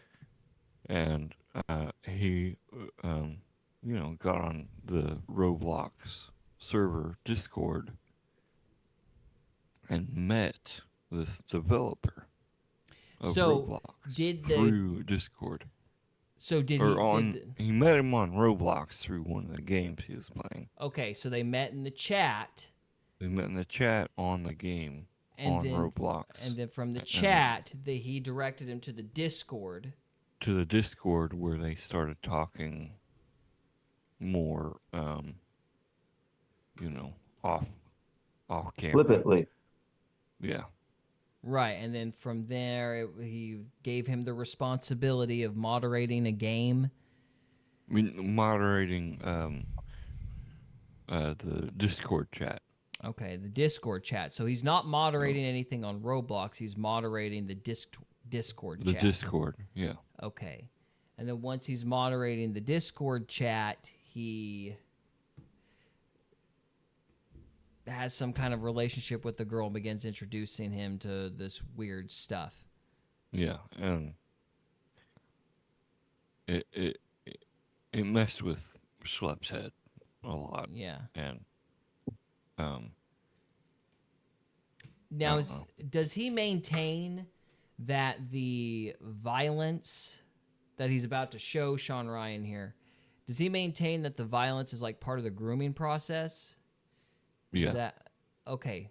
All right. Well, we'll see what he has to say about that. I'm a little curious about what the correlation there is, but we'll see what he has to say. Click. This short 59-page book will make Look at that. Hey, look, an ad. Cause yeah.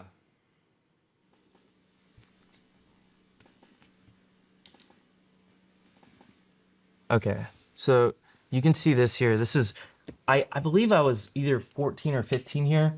This is the Christchurch shooting. And he sent me, this is a girl dead in the street. He made me watch this shooting in full on Discord. And he actually, I remember specifically, he made me have to screen share that I was watching because I was like, I'm not gonna watch this. He's like, turn on your screen share or I'm banning you from all your stuff. And he also had my information, which I had accidentally leaked. And How he did was he like, pull that out of you? So I think what happened here, I think I have an image of it. Yeah. Oh, okay. Here it is. So he was like, I don't believe you're actually the age you are. And I mean, I'm just such a stupid kid. I mean, looking back, like, why did I do this? But Because you're 12, that's why you did it. that's why I did this. But yeah, I mean, here was him. How old was I? This is 2016. So this is him threatening to put my ID on his banner on his Roblox account or Twitter account, and he's threatening to do it. Don't do it. Is that a challenge? I mean, that was the messages he was writing to me as a kid, and he would constantly threaten to publish my information, to contact my family members. It was really, really traumatic, and I didn't know how to get away. As time continued, he started grooming more and more kids. I have one more thing too. So let me see if I understand this correctly. Let me know if I missed something. So at some point, the interaction between these two went sour, and then he started threatening the guy.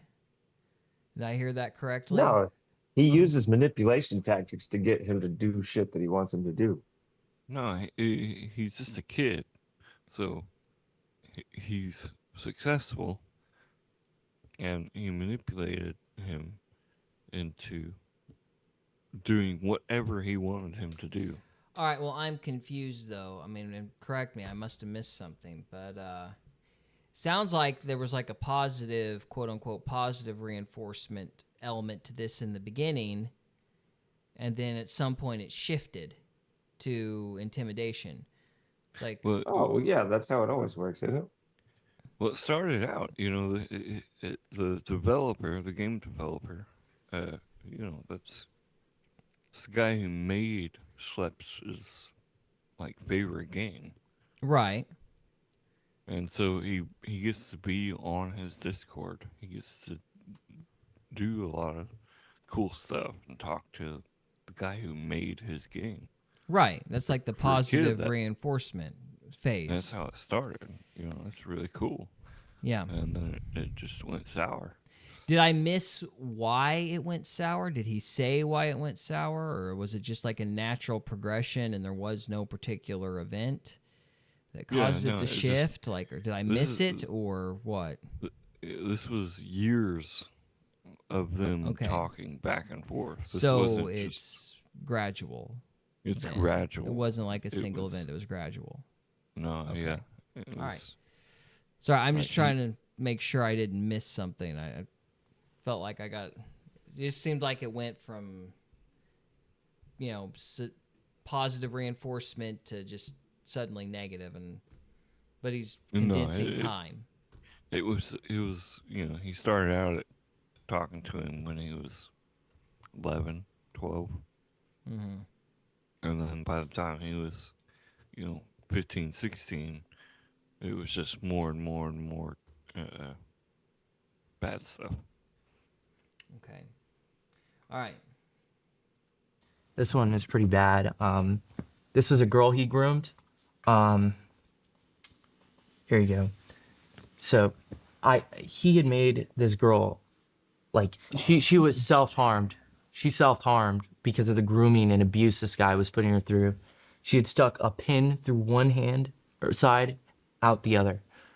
And I remember, and I didn't understand it because it's hard for me to convey, because looking back, it's like, this was so obvious, but it was not obvious to me. That girl in specifics, he instructed this girl to lie about her age to everyone online. And it's so disgusting. I mean, she actually dropped out of high school early because of the abuse that she was suffered because of this guy.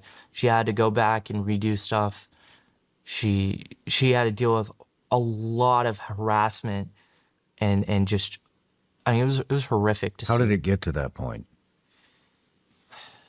Did she send images of herself?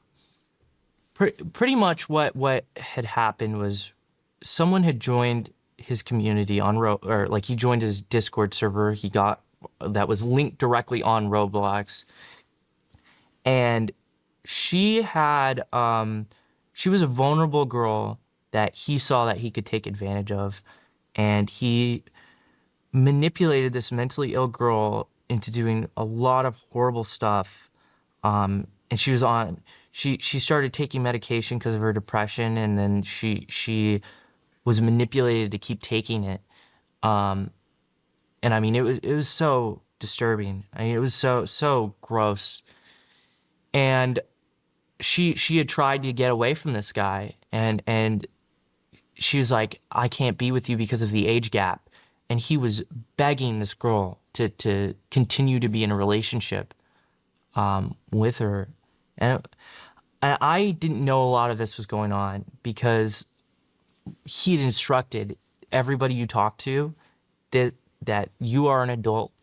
You are, you aren't the age you actually are. So when I found out that she was actually the same, or I think she was a year older than me, I was like, this had happened twice with two different girls he groomed, and it actually screwed with my perception of age, because it was people I had viewed as adults were actually like friends. Mm-hmm. They were the same age as me, and it was like it really screwed with my perception of age. Like, these people that I thought I was having conversations with that were adults, they were kids the same age as me. Yeah, it was. It's wild, man. Yeah. Yeah. And that was just one of them on Roblox. There's many other Is this guy in jail yet? guys. No. Roblox, the CEO and Roblox actually banned Schlep. Really? They didn't get rid of the developer? No. So Shawn Ryan actually got his lawyers on it, like during this interview, and at the end of or somewhere around the end of the video, he actually names the guy, the CEO, or the developer. Yeah. So, but yeah, I recommend do not let your kids play Roblox at all. Yeah, it seems like they're covering up for these guys. Yeah, any vigilantism where these kids like this are trying to do something about it, Roblox has been like banning them. So Schlep can't even play the game anymore. Good night. Yeah. It's on purpose. Yeah. It's on purpose. I don't know why, but I mean, you can't sit there and act like that's a bunch of independent bad actors. Demonic and anti-human, my friend. Yeah, it is, obviously. I'm just saying, like, I don't know if it's a culture, maybe. Like, everybody just kind of, like, agrees that this stuff is okay. Like, there's this huge subset of people. Like, I know that the Fabian socialists believe this kind of crap, but do they just all, like, hover around Silicon Valley or something? No, just nobody wants to look at this stuff. I mean, how long is this interview out? I've never seen it. Let's see. It's been out for 5 days. Oh, okay. I mean, people don't want to see this stuff. People don't want to see the Epstein files. Yeah. They don't want to. It's so it bunch just of conspiracy continues stuff. to happen. Yeah, and as long as people keep ignoring it, it's just like it just keeps getting worse. Apparently, faster and faster. It's uncomfortable to talk about. Yeah. Beans to Kalix says, this is what AI said. The company operates on a freemium model where users can play games for free, but spend money on virtual items, avatars, accessories, and game passes with the top 1,000 developers. Earnings an average of $820,000 per year. That's nuts. Well, I thought that Roblox had already been sued and had to change their ways, but apparently that's not the case. So No, they kind of wild. They've doubled down on yeah defending. Nobody at Kanakuk's been arrested. Nobody from Roblox has been arrested. Nope. Nobody from the Epstein files has been arrested. What in the wide world of sports is going on here? They're all in on it. It's a big club, and that club is made of pedophiles.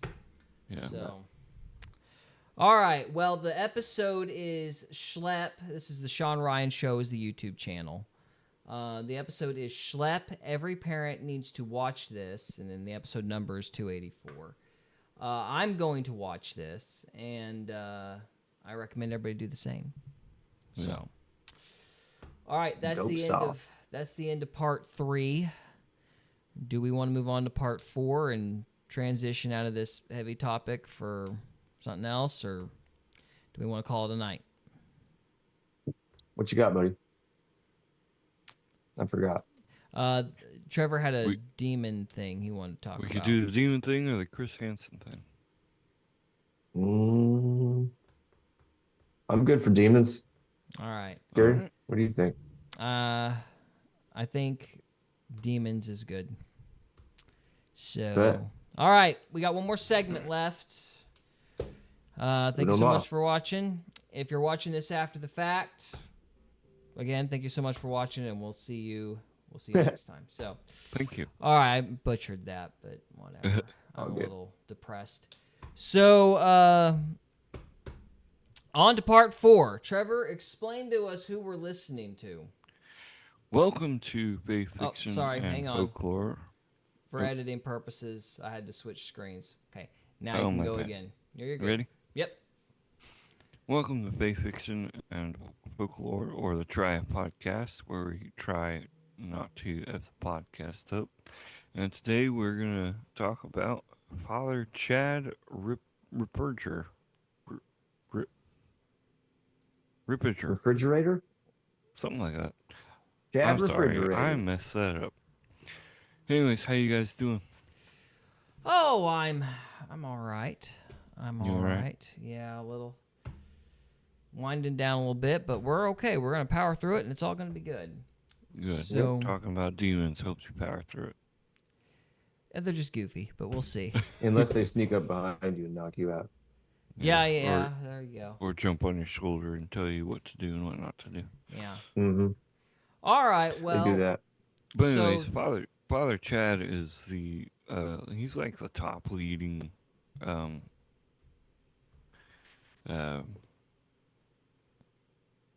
crap. What's the word? Not narcissist. Refrigerator? We've been talking about narcissists now. Exorcist. That's the he's word. an exorcist. Okay. Top leading exorcist in like the world. And I've listened to him on other podcasts, but I just thought he was on Shawn Ryan the other day, and I only got an hour and 20 minutes into it. So I thought maybe we could listen to what he just talks about demons and how they get in you and on you and how to deal with them. All right. And so, if you want, we could just start it. You got physical oppression and curses. 53 minutes. 53 minutes. Okay. Yeah. We will do This that. is where he gets into how everything can start All right. with demons. All right. Let's let the stupid ad play through. Is that an ad hominem? Oh, it's an ad hominem. It's an advertisement. Back. My family has never been. Like it feels like a confession. Yeah. In some ways, it feels catharsis. better than confession because nobody can hold that against me because I've already confessed. That's the way I feel, at least. Yeah. I've confessed publicly. Yeah. I did this. I'm fucked up, and now I feel better. Right. I see people who maybe I'm not necessarily friends with, but I know I'm associated with, who are living a lie. And some of these people have enormous audiences, just huge audiences. Lots of people know them, and they just continue to live the lie. Right. And you can feel the misery. Yes. You can see it. You can feel it. You know that their entire life is miserable. Yep. That's right. Yeah, demons do actually drive that type of thing. There's a line in scripture, I said in my excess, all men lie. Okay. Well, not all men lie, but we're seeing it in our world and our culture now, which I'm sure you're experiencing this too, or just in the observation. You can't watch 5 minutes of the mainstream news media without knowing I'm being lied to here, right? I mean, in fact, I've told people that the mainstream news media lies so habitually, you can't even trust literally anything they say, good, bad, or ugly. And so, so when they report on something, okay, maybe something's happening there, but it may not be the way they're reporting it, et cetera. But it's, in all the years I've been an exorcist, having a possession where it's authentically Satan is pretty rare. Now, there's demons that call themselves Satan, and they'll refer to themselves as that, but they're not actually Satan. I've only had one case where I actually thought, no, this guy is... This guy's Satan, because I beat this guy ruthlessly during a session for 3 days, and he didn't tell the truth once, even when it would go better for him. And we see this even in human beings. They'll lie even when the truth sounds better, right? So you just tell the truth. But this guy, no, he was so wed to actually lying. And of course, Christ said he was a liar and a murderer from the beginning. He was a liar from the beginning because of the fact that he basically lied to all the other angels that if you follow me, I will give you X, Y, and Z. He knew he could never give them X, Y, and Z.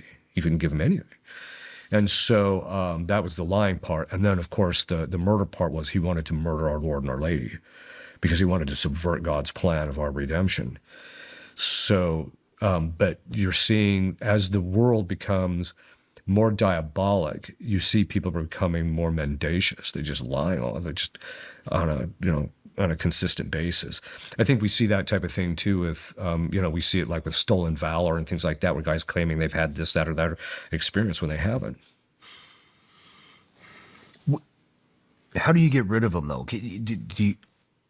If you're lying, if you're living a lie, and a demon enters through that, or you're addicted to pornography or masturbation or whatever, right. And that's how the demon enters. Yeah. If you stop that, if you come clean on the lie and you confess, if you stop masturbation, if you stop pornography, if you stop addiction, right, does that clean yourself out?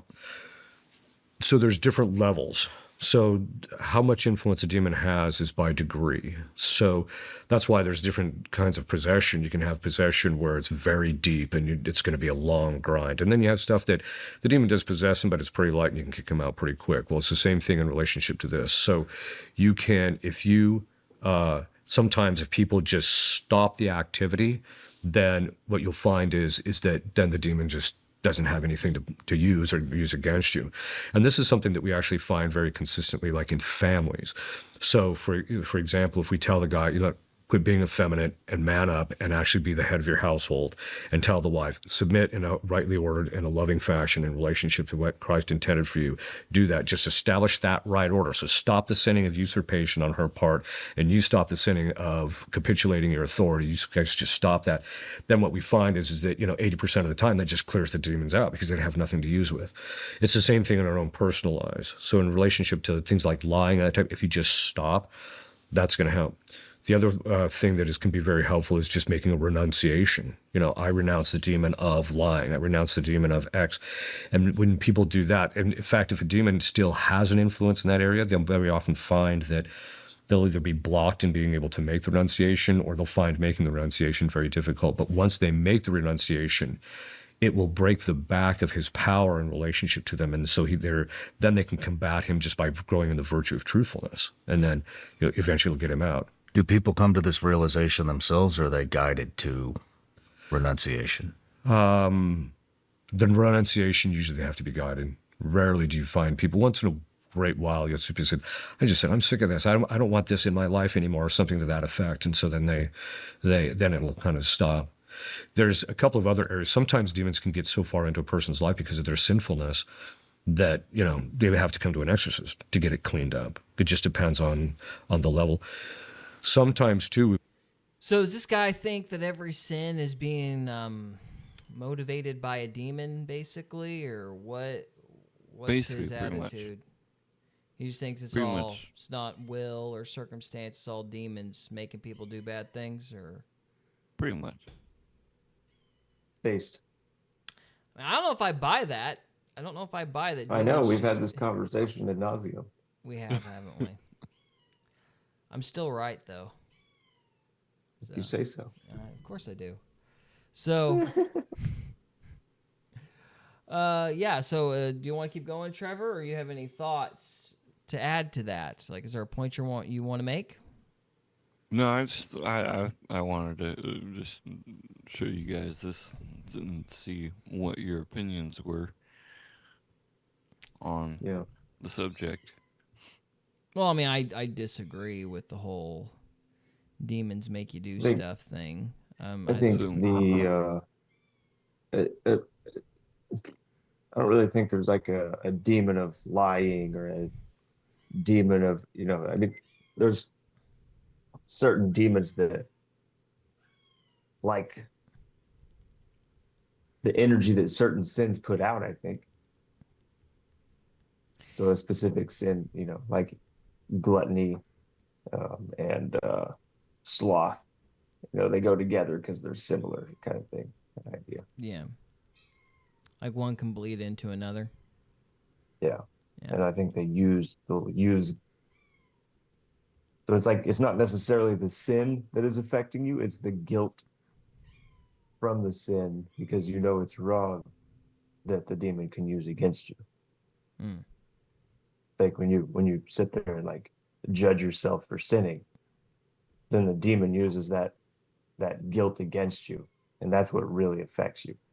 And that just keeps you going. Like the demon gets more and more power over time. Just makes things worse. Mm-hmm. I think that's kind of what Paul was talking about when he said don't sign contracts. I think he was probably talking about more in the real realm, but it works in your head too.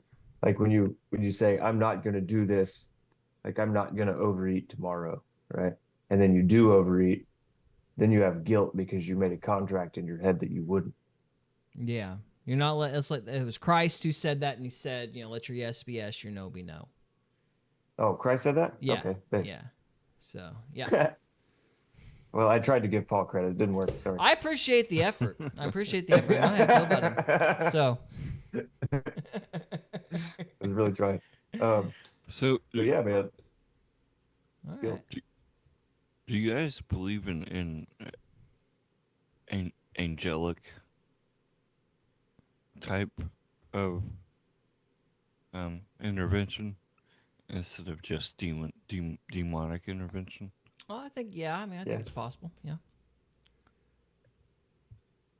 I don't think it's near as often, but yeah, it's a little more rare.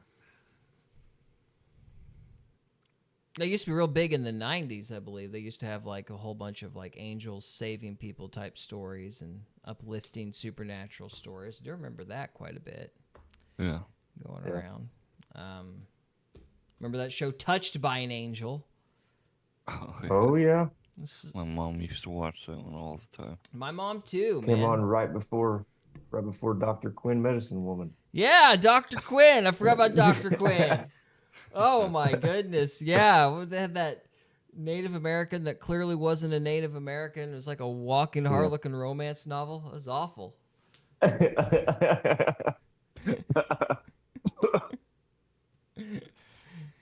Yeah, I kind of want to get more into the different types, which we'll if we keep playing, we'll get there. All right. Different types of what? Angels or demons? Like oppression and what was it? Physical oppression and curses. Is that where the section you're wanting to get to? Obsession and let's see. Yeah, you've got your sections are physical oppression and curses, occult obsession to possession, ritual pacts and generational influence, insight and exorcism, demon hierarchies and manifestations, discernment and exorcism. Uh-oh. Ars Goetias.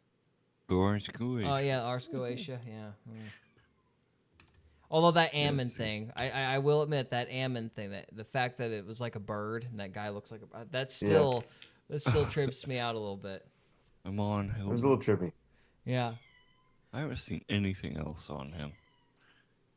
Yeah, he what's the term people are using now? Like he tripped out or crashed out whenever Wes Huff, you know? Oh. I mean, he lost his gourd over that. Yeah, he lost his gourd. He's like, F you, yeah, you know, and then never saw him again. So, yeah, anyway. Let's do this physical oppression and curses, unless there's something else you want to do, Trevor. Yeah, let's do that. All right, then. Dolor. So that is, it's a Latin word which means basically pain. And so basically this is where demons attack people physically. Now there's two kinds of people that get attacked physically. There's those who are possessed or have oppression, which we'll talk about here in just a minute. And that's because there's something in their life that needs to get cleaned up. But then the dolor only happens to people who are very saintly, very holy. So like Padre Pio would get physically beaten by Satan and drug around the room and things of that sort. You'd also see the St. John John Vianney, the same thing happened to him. Paul of the Cross.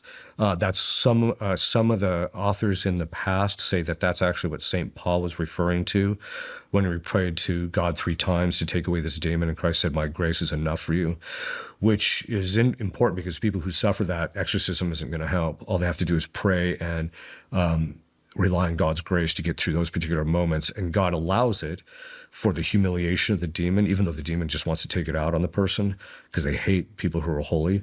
But he'll allow it so that the demon gets humiliated by the person's faithfulness, and then he also uses it for the person themselves to advance in holiness and self-detachment and things of that sort.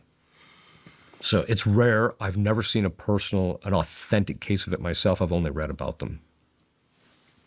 I can't believe the sleep apnea pillow exists. What's that? Ooh, a pillow. Something popped in here. Oh, uh-oh. Oppression. I think it's All right. popping out for you. So did I miss something? I missed something. Sorry, I was reading the text. What's he talking about now? He's talking about oppression, I take it? And he's like talking about demons physically attacking people? Yeah.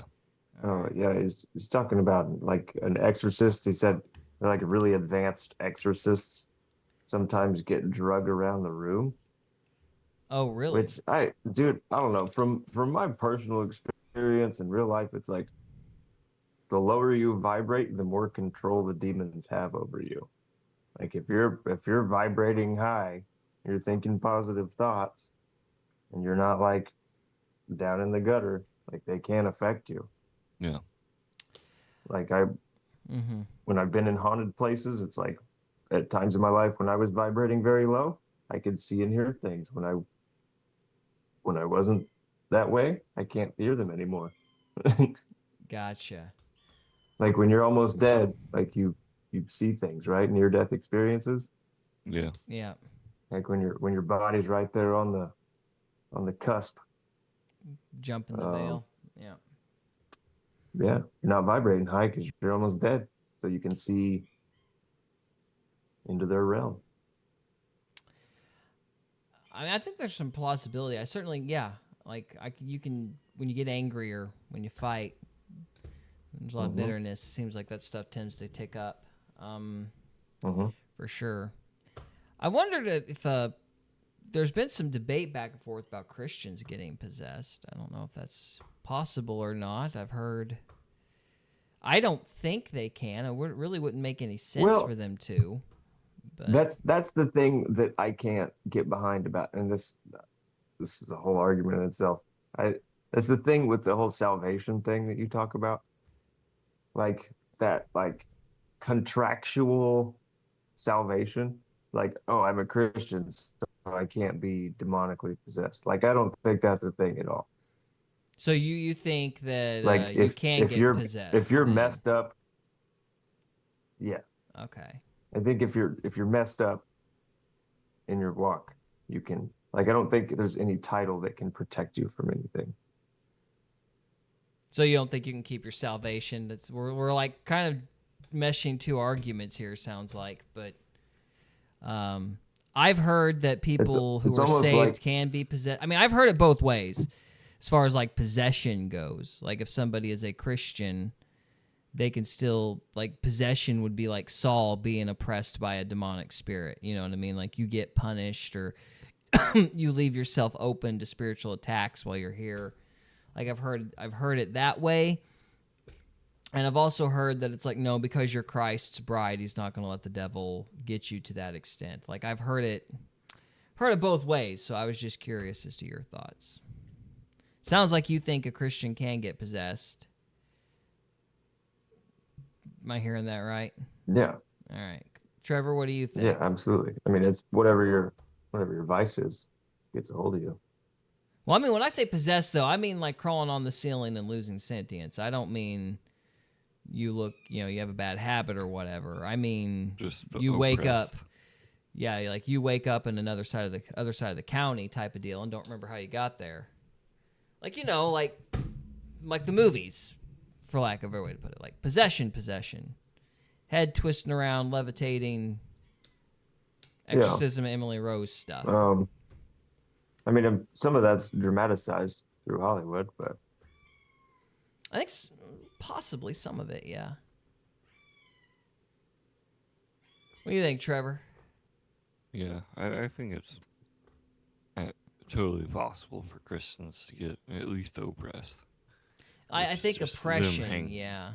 Just the demons hanging around them and getting them to, what Cody said, lower their vibration. And it just gets lower and lower. just like how that Roblox guy was talking about, like the more,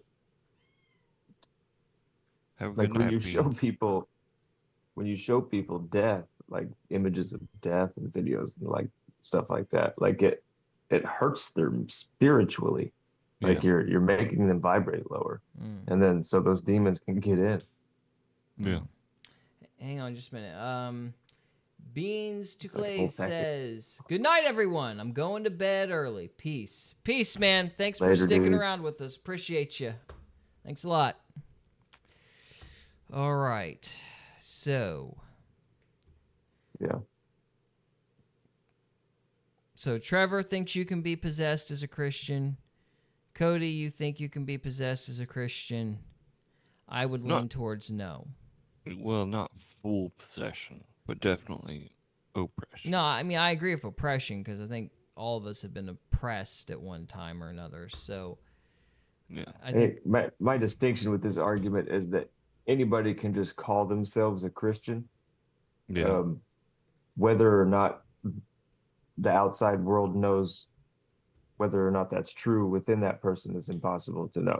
So you can't say all Christians are protected from demons because you don't know who all Christians are. Well, we could have a disagreement about that, but we've done that before. I'm not sure how much that affects the question as far as demons go. I mean, yeah, I think if you're under a covenant, I think it's plausible to say that you wouldn't be possessed. And I think you can know if somebody's a Christian. Test the spirits, as John says. If anybody who confesses with their mouth that Jesus Christ is Lord, and rose from the dead, yeah, is a Christian. And it's 1 John, the test the spirits passage. It's possible to know whether somebody's a Christian or not. It's just everybody wants to equivocate it with behavior, and that's not how you measure that sort of thing. But we've had that debate. So, do we want to move on? Well, sure. Yeah. Okay. Alrighty. So oppression is attacking people from in relationship to their externals. It's an attack from the outside. So this includes things like destroying their finances, both their inflows. They can block people's, getting paid when they're supposed to be getting paid. They can block or they can cause damage to their property and things like that. So they're just hemorrhaging money all over the place, even though they shouldn't be. They can also attack their property to where, like one family that I've worked with in the past, it wasn't until we discovered that there was this demon in the actual property, and we found out who was getting in there, that he actually, that it was the demon in the property that was causing them all their appliances. They would just go through appliances and get a brand new refrigerator. Within a month, boom, it's shot. Their stove would go out. The washing machines and stuff like that, they would just destroy. He was destroying everything. It can also affect their relationships. So this is why we'll see people all of a sudden, they might have a fantastic marriage, and then they might be cursed by somebody, and then all of a sudden, boom, the oppression sets in, and then all of a sudden things are just miserable between the two, and a lot of times they can't necessarily pin it on what either one of them actually did, but they'll destroy people's relationships. What do you mean cursed by somebody? So somebody can actually do a ritual, which is like basically an offering to Satan, or do something to empower the demons to come and afflict a particular individual. A human being can do that? Yes, they can. Is that common? it's common enough to where I see it about 3 or 4 times a year where people have been cursed. It's becoming more common now because more people are getting involved in Satanism and witchcraft. So as that tends to get worse, oppression, and that's one of the, because we keep statistics, the amount of oppression is drastically on the rise because of the increase in the involvement in the occult. I mean, how do you defend against that? Yeah. Getting more popular for sure. Huh? Getting more popular. Yeah. The occult, that is. Indubitably. Which is really irritating, I guess. But I don't know. Especially if you don't like getting cursed. Yeah. Seems like you're getting cursed every Tuesday. Anyway, so Yeah, a lot of people getting into New Age. I don't know if you guys have heard of New Age. oh yeah, we stuff. did Melissa Daughtry, Napoleon Hill, his whole thing, the distinction between New Thought and New Age. We did a whole episode on that. Yeah, a lot of them when they talk about it, they talk about they learned how to do these curses that Father here is talking about. Seems like you're kind of hateful. Sorry, Cody, go on. It's the same kind of like energy. Like if you're I want to manifest a new car, you're using demons to manifest a car. And, if you curse somebody, it's the same thing. Yeah. Doesn't seem like it'd be a very high vibration to curse somebody, though. Indeed. Yeah. So, were we Then you might cursed? see apparitions all the time, and then it would reinforce your delusion of being a witch. That's true. Yeah. All right, let's see what he says to do about curses, then we'll wrap it up for the night. Okay. You would you know? Is there any way to know if somebody on Earth is cursing you? Well, the way that you're going to usually know it is that that it's probably a curse is that nobody in the family has done anything sinful to bring the oppression on, because oppression can also be caused by sinful behavior. One of the primary ways that we see an increase in oppression is guys watching pornography that's been cursed, and then they bring that into their family, and then because and then they suffer the oppression for having watched this stuff that's been cursed. But the way that you hold on. Sorry. Yeah. You mean they actually curse the content that they're watching? Yeah. So what happens is it was the Satanists in the 30s, 40s, and 50s that taught the people in Hollywood that if you curse the master copy, all of the subsequent copies made from that will bear the curse and it can influence people. That was then also taught to the people in the music industry. And the reason they were doing it is to boost the addictive effect of the music. This is why, I don't know if you've ever experienced this, you'll walk into some like Walmart or something, not that I would recommend it, but you go into Walmart and there's playing some tune and you come out and you can't get that tune out of your head. So then what I would do is when I would notice that, I would just say a short binding prayer against any demon causing that in, and boom, it would stop. So they also taught this, though, that gets the Hollywood people then talking to the people, because one of the epicenters of pornography production is in California. So they taught them to curse this as well. They taught the Satanists taught them to curse this, and it'll make the pornography more addictive. And so that's why you see that's one of the reasons why it's more, there's an uptick in it. The curse, depending on the particular individual, can have varying degrees of the influence as a result of that. So we see a lot of people that have oppression as a result of watching this cursed pornography. We're also seeing obsession, which we'll talk about here in a minute. But once in a while, you'll see people who actually become possessed. So I knew one case, it wasn't my particular case, because I do a lot of consultation with exorcists, where this guy had watched a piece of pornography and became possessed as a result of it. When this exorcist got him into the session and got the demon to tell him what was the cause of the possession, he said pornography. So then he asked the guy, did you watch pornography? He said, yeah, I did. And he said, well, what happened? He said, I don't know. I said, all I know is that once I watched that piece of pornography, I became completely obsessed with the woman that was in the pornography. And so I spent all my time trying to find her in all the other forms of pornography that I could find where she had acted in it. And so, and he'd become possessed as a result of it. So the curse can actually have its effect. Now, the way curses normally work is there has to be a vulnerability on our part for the curse to actually take place. And that can be anything from, you're committing some seriously sinful act, and that's your opening door, and the demon gets in from the curse. Or it can also be some minor defect that we particularly have, like or some failing that we did. Attention fitness lovers. This is one of the biggest This advertisement is cursed. Indian Valley's Black Friday sale is here, and it's your chance to grab your... I actually, Want some protein? speaking of curse... Huh? Want some protein? Apparently, I'm going to be obsessed with it now. Hunting Demonic protein. Demonic protein or whatever. I don't know. What do you guys think about all that? Fascinating. I completely, I'm on board with what he's saying. You're right on now. board with it, huh? Trevor, what about you? 100%. I agree. I agree with what he's saying. Like, it don't take much to get cursed, especially if you're not paying attention and you don't know what's going on. The things that he's saying are proving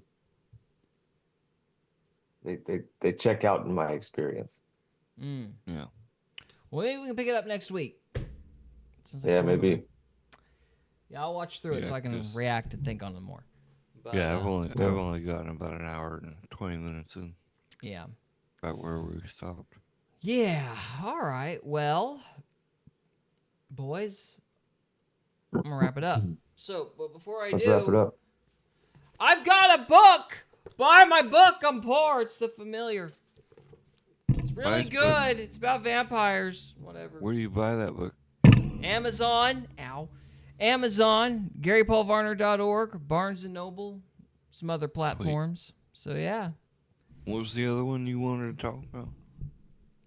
Or the other book?